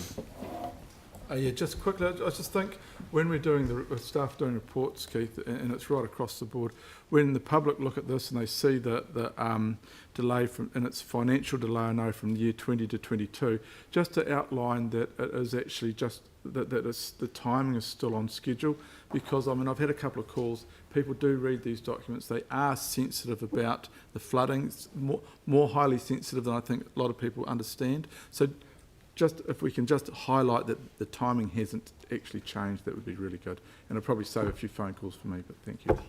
Leanne? Thank you. I just want to comment on the section entitled Community Views and Preferences, because I think one of the issues for me is that this is an actually incredible example of where a local community who don't personally experience the flood risk have been willing to withstand quite considerable works happening in their area so that the benefits can be felt literally downstream or upstream, whichever direction the Dudley Creek flows. And I just want to quote, just to remind people what was said. The residents at Hills Road support bringing the work forward. They've had enough of living next to an untidy, dusty section. They're exhausted from years of having work done on their house and property, and were gutted when the work was reprogrammed, as it meant the disruption to their lives would continue. They just want the work to be finished so they can enjoy their house and property. And, you know, the others commented as well. The Edgware Road residents group, their communications have talked about the commitments made by the council, the time we've already waited, and the ongoing impact to residents and their properties. I think we should say thank you very much for being tolerant and enabling these works to occur, and I think we've got a duty to finish the job. Phil? Thank you, Rev, and thank you, Leanne, because I think we've got an obligation to all of the residents of our city, and these people have been incredibly patient. I think it's really important that when we consider land drainage, we don't look at it from the catchment which is in my ward or something like that. In fact, we look at the whole city, and clearly the Heathcote has got issues, and I commend the staff in the land drainage program for the great work that is being done there. It's been incredibly successful. And so this this part for the Dudley Creek will complete the program, and there'll be the benefits, as the staff have said. So I clearly want councillors to support this today. Glenn? Thank you. Yes, that tension between being a ward and a city councillor is a constant, really, but this, in my view, is a city councillor decision, and I do echo the Mayor's comments, which I was going to speak to too, under community views and preferences. I think it's not often we get such comment in a staff report, which is, you know, couched in such colloquial language over how residents have found this. They really have been faced. I know this as a neighbour with a multiplicity of things to put up with, roadworks, etc. Many issues in that area, and it would be good to provide resolution today. So all our drainage work is important. Yeah, right around the city, and the community boards, I'm sure, at the moment, such as ours, are receiving updates from the land drainage team over works that are in the pipeline. So, yeah, it'd be good to sign this off today. Anyone else? Sarah?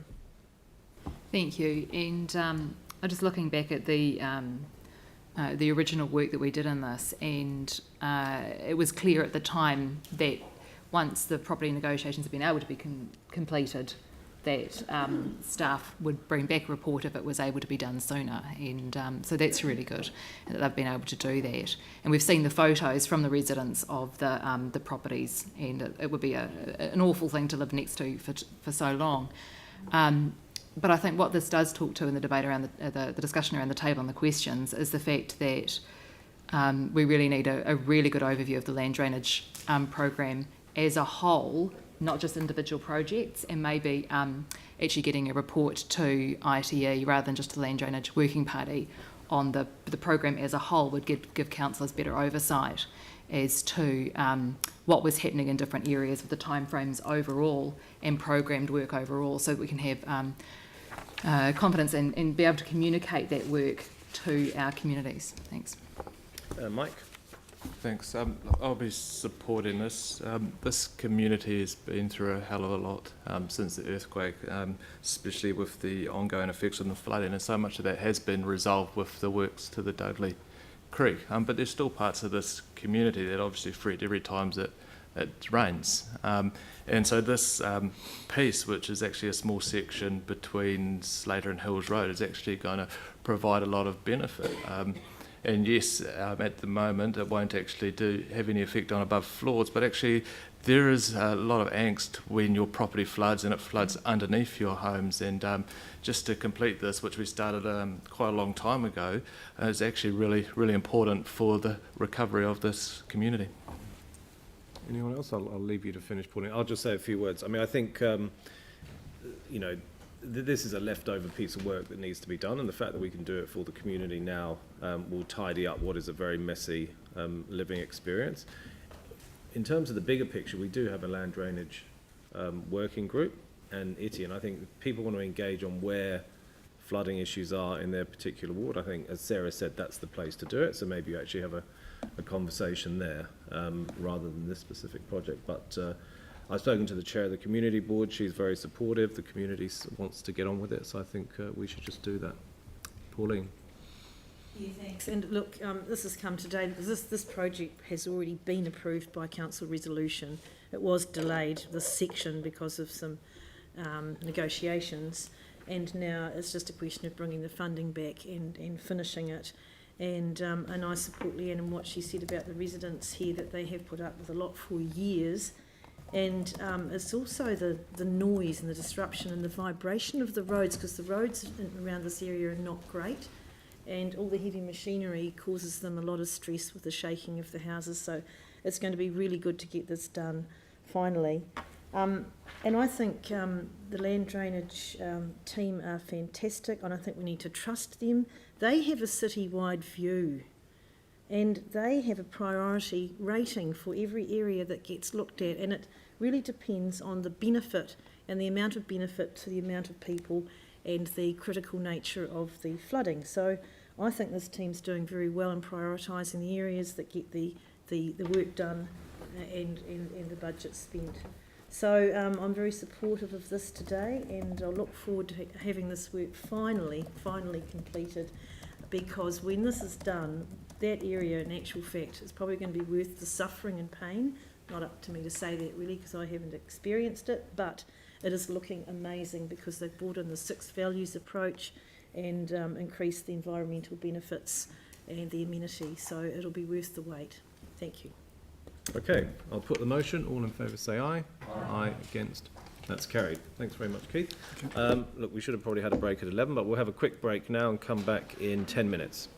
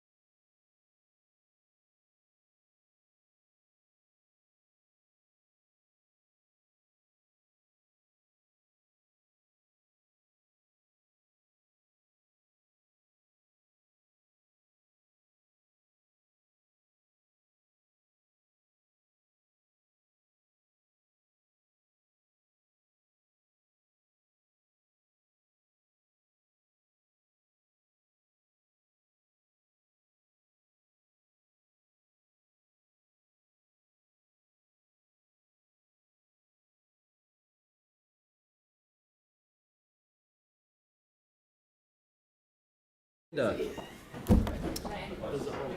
Final SOIs. It's Len this week. Who? Len's away. Len. Lynn. Len. Lender. As is. But don't tell her that. Okay, everyone. Item 13. So we've got 4 items with final SOIs. So these have already been prepared and we're just receiving them for noting. So let's see if we can whip through them. So, Len, item 13. Good morning, everybody.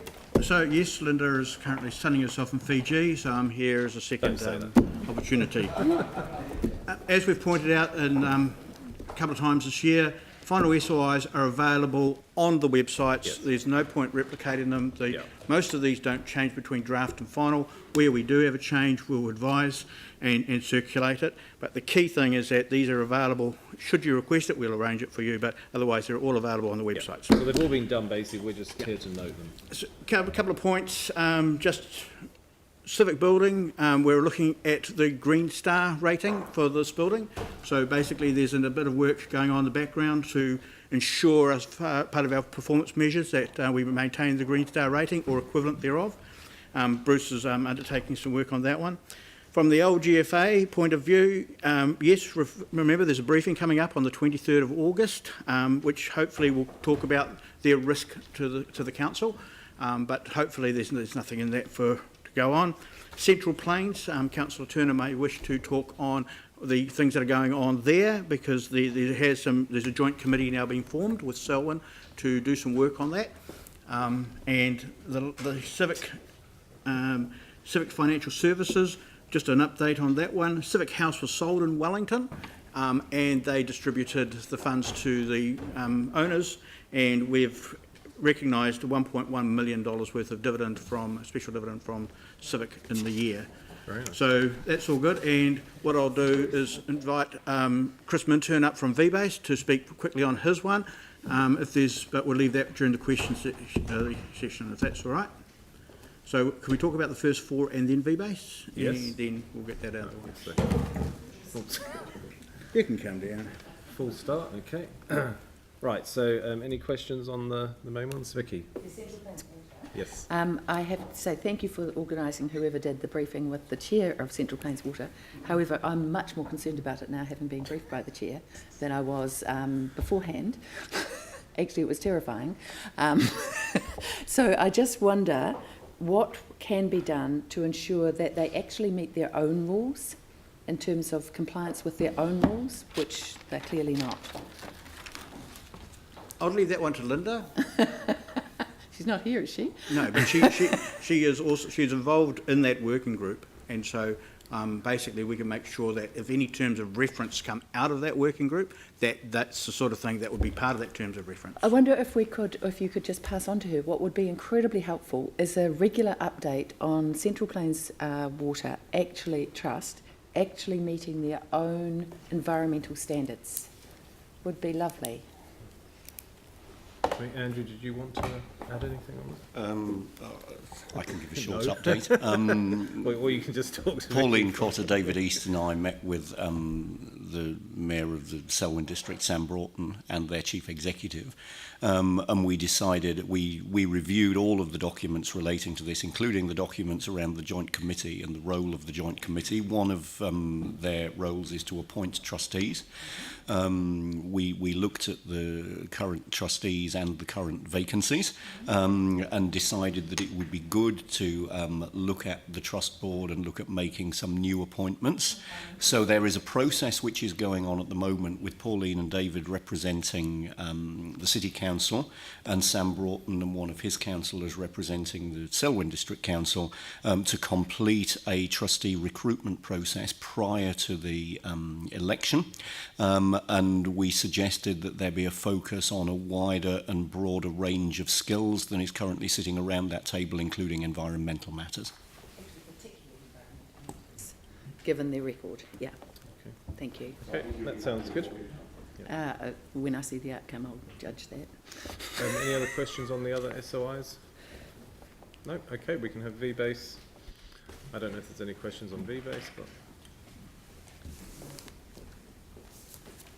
given that we've got new draft SOIs for the new structures, so Chris, yeah, I was just going to talk through that.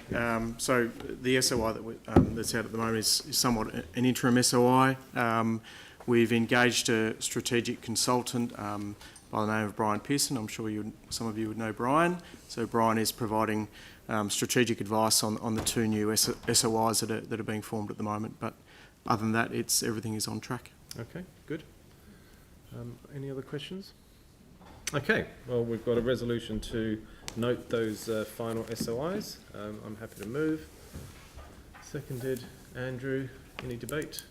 Put the motion. All in favour say aye. Aye. Against, that's carried. Thank you very much. Len, don't go away.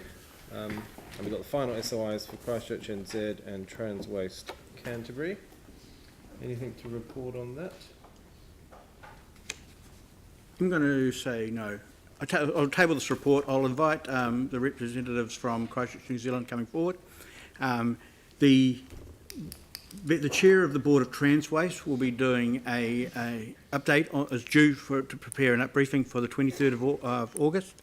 Yes. And basically that will include all of their environmental goals for the coming year. So this is a briefing we've been waiting for some time. Correct, Excellent. yes. And so therefore that's one of the features was this environmental goals and how they're going to meet those. So that key issue is they do not lack good performance measures in that area, and it's an opportunity to push on those goals. So all councillors are aware of that briefing? Yes. Okay. Vicky? It was their environmental goals because there really aren't any in here. Is that deliberate, that there's no environmental goals? No, we're trying to make sure that they put them in, and therefore that's reinforcing the fact that these are to comply with its obligations under the Local Government Act, that they need to put the performance measures in there, and there are some, but they're nothing to do with the environmental side of it, and so we're trying to reinforce that position with them. So the environmental goals that we have in the statement of intent, or that are in here, are weak and wussy, just to be blunt about them. So they have to comply with the RMA, which I don't think anybody would call a piece of environmental legislation. But just a couple of examples. There's nothing about their carbon emissions at all, and I would have expected any organisation that we own a share of. I mean, we've certainly done it with all of our council-owned companies, but we have omitted it here. There's also nothing about their, despite the fact that they had the lovely launch of their electric truck, there's been no mention of any further conversions of any of their vehicles to electricity. There's no target dates in here. There is nothing apart from compliance with the law. And this is the key function that this briefing is going to have. We're going to reinforce the fact that these are what we want them to present. And so in between the draft, this final one, you know, there've been some machinations, but they need to present to us what these best going forward. And we will have the chance to put that into this year's SOI? Not at this point in time. Well, is this the only time we have the chance to put some environmental goals into this year's? Because I don't think that we can wait.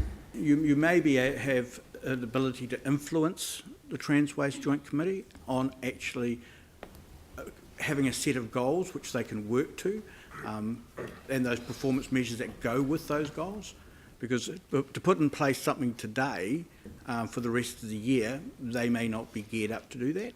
So to buy a fleet of electric trucks... No, they're not buying them. They've bought their unit in Auckland. They're taking the trucks and actually converting them. That's what they explained at the art gallery when they launched it. But so far, there's only one. I think the briefing will be the other opportunity. The SOI has already been notified. The point of the briefing is actually to feed the stuff back and see actually what can be done. So can we just let them know that we want to be able to amend it after that? Well, we can't do that. No. I mean, if anything changes in the SOI, it will be for next year. But as a shareholder, we can probably feed back in a slightly different way. Well, we own 49% of this, don't we? 39. Well, this is why the between the briefing's local coming up now. authorities. Yeah. Yeah. Okie dokie. Any other questions? Did you want just on Trans Waste? Yeah, we'll just deal with that one first. Yeah. Okay, let's go on to Christchurch NZ. Any questions there? Yanni? That is to Len or to the... It's probably more to the Christchurch NZ directly to the chair.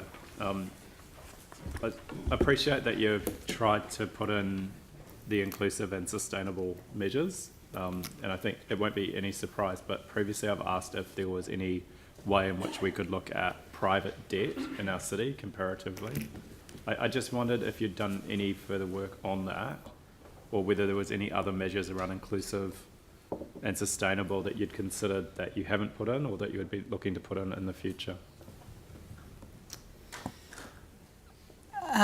There's two answers to that question. The measures within our statement of intent, excuse me, I've got a cold, that's the husky voice. The measures within our statement of intent are aligned back to the 10-year goals within the prosperity framework. The next piece of work we see in terms of developing the prosperity framework is the longer term vision around Christchurch 2050, and that's where we will seek direction from this council and partner councils across Greater Christchurch around the level of goals, and that will in turn feed back into our statement of intent. So the short answer is not for this statement of intent period, for the current financial year, but certainly in the long term we see that being driven by the Christchurch 2050 strategy. Okay. Dion? Yeah, thanks for this, and it's really good to see everything that's in there. The one question that I had, and I'm just trying to pull it up, because I think my annotations have been somehow miraculously deleted on here, unfortunately, is around jobs and job creation. Obviously, it touches on that, but I'm just wondering, are we being bold enough as a city, and can we be bolder? Yes, we can always be bolder. We need to be realistic around what's achievable within this financial year and then what our ambition is in the long term. And it's the same answer, really, as I gave to Yanni's question. When we set that level of ambition through our long-term strategic planning, that will drive the capability that we have within any given financial year. Job creation comes off the back of a number of factors, but primary among those is simply creating the demand and ensuring that we are effectively partnering with central government and with the corporates nationally. When we have the conversations with corporate head offices about the opportunity of Christchurch, that is where we start to really shift the dial, if they're prepared to move large parts of their workforce to Christchurch because they see the value in that. Mm. No, there was a little bit more here. I'm really annoyed that these annotations have been deleted. It's open it and shut it down and open it again. I've done that. I've tried everything. I actually wrote. I'm going to start writing things on pieces of paper again. But yeah, I get what you're saying. But I think I do want us to really start focusing on that area. I'm a little bit concerned. We're heavily focused in that area, so if you have your reassurance. I'm so annoyed these are deleted. That's so sad. Thank you. Good. Okay, any other questions? Yanni. Thanks. Just following on from the issues that I'm dealing with in Linwood, I was just trying to understand in your SOI, there's a lot of focus on the central city, and I appreciate that there's challenges there, but what I don't get any sense of is what are you doing in the other areas of the city that are faced with issues around things like job retention, small and local businesses, etc. Is there any kind of work stream that you have or any sort of recognition of some of the areas post-earthquake which have seen quite significant changes to the underlying economic performance? Yeah, so rather than look at geographical areas in isolation, we look at the economy as a whole and what's really going to shift the dynamic for the overall economy. And that's why the central city is so important to us, because ensuring that we've got a vibrant central city is fundamental to influencing prosperity across all of the city. And that in turn lifts prosperity in some of the areas that you refer to. Okay, anyone else? Okay, thanks very much for that. I've got a resolution to note the final SOIs, as we've discussed. I'm happy to move. Seconded Dion. Any debate? Yanni? I just think it's really important. I mean, obviously there's been an acknowledgement that we're going to do some more work around that 2050 vision, and I think what's really important as part of that is to certainly look at how we measure the community well-being in local geographic areas. I know the central city's got a special focus, but I I do feel that some areas, you know, New Brighton, Linwood, there'll be others as well, where we do need to think about the changes that are happening in those communities and how we're making sure that we can look at the economic support that, you know, that we are delivering as a council and as a city. So yeah, I think there's more work to be done. Obviously, we're not going to change it in this statement of intent, but I do think it's a thing that we should highlight.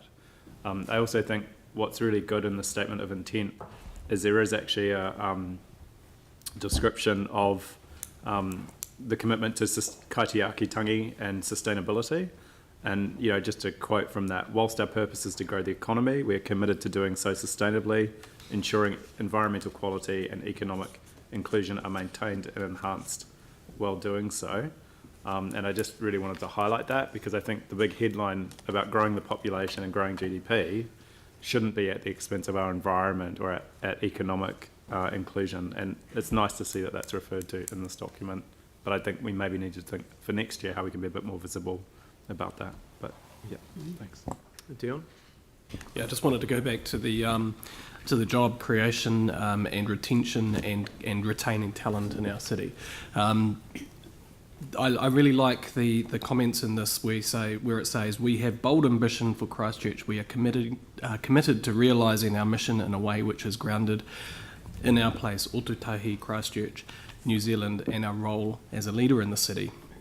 And I think Christchurch has a role to be a leader in the country, especially around all of the other stuff that's just above that, around the screen office, the convention bureau, the destination and attractions, the city profile and all of those things, and especially with everything that we have gone through and that we are still to go through.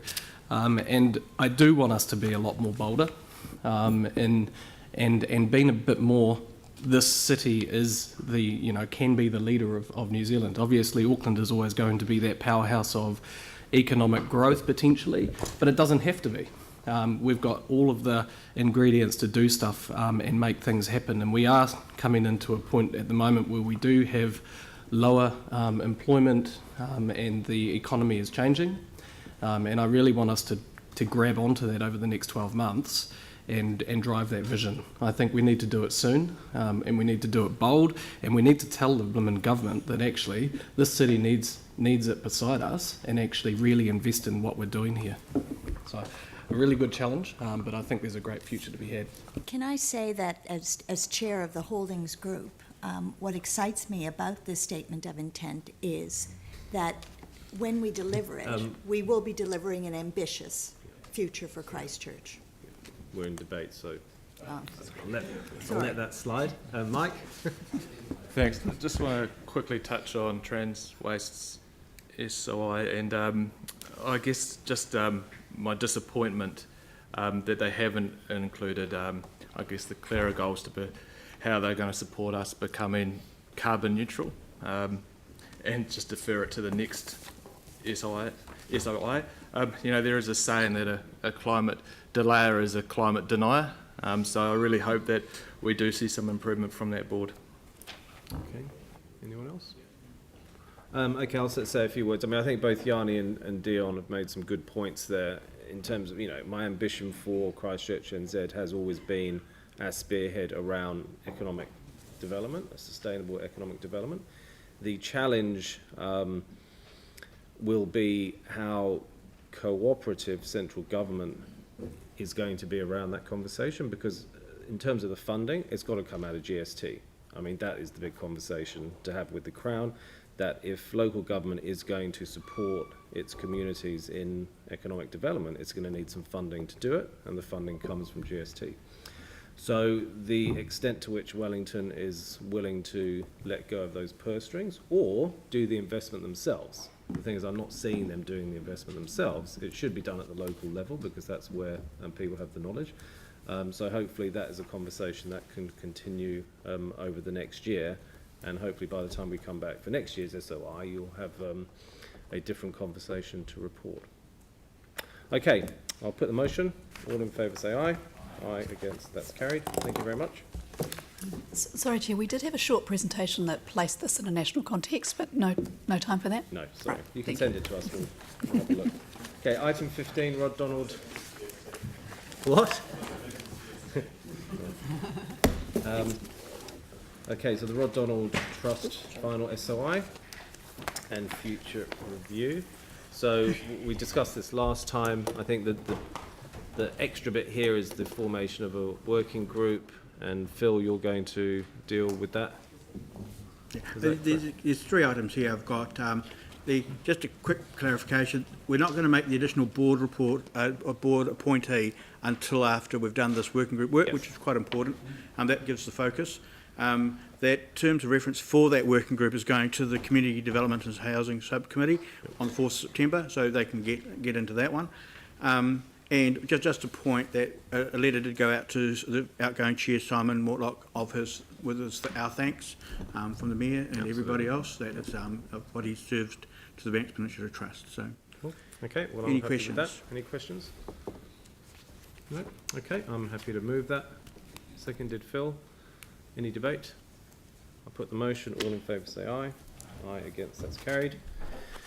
Thank you. Len, final SOI, CCHL.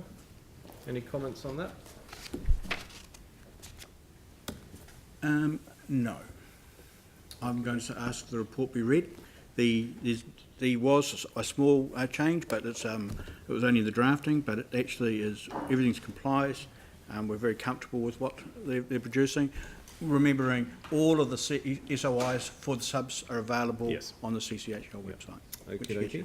Are there any questions? Yes. Leah, do you want to pop up? Phil.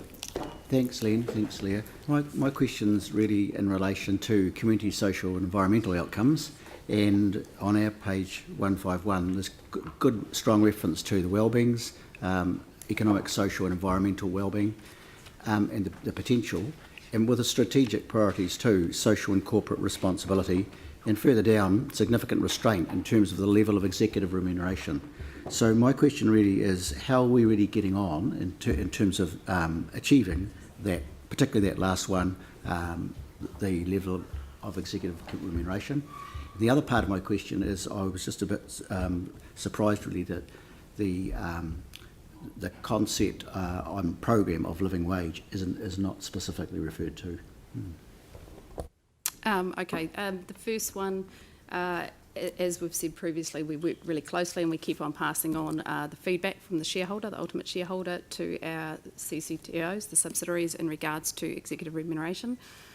But ultimately, the employer of the executives is the boards of those individual companies, so we will continue to work with those boards and keep pushing the message in regards to the restraint, which is why it's in our statement of intent.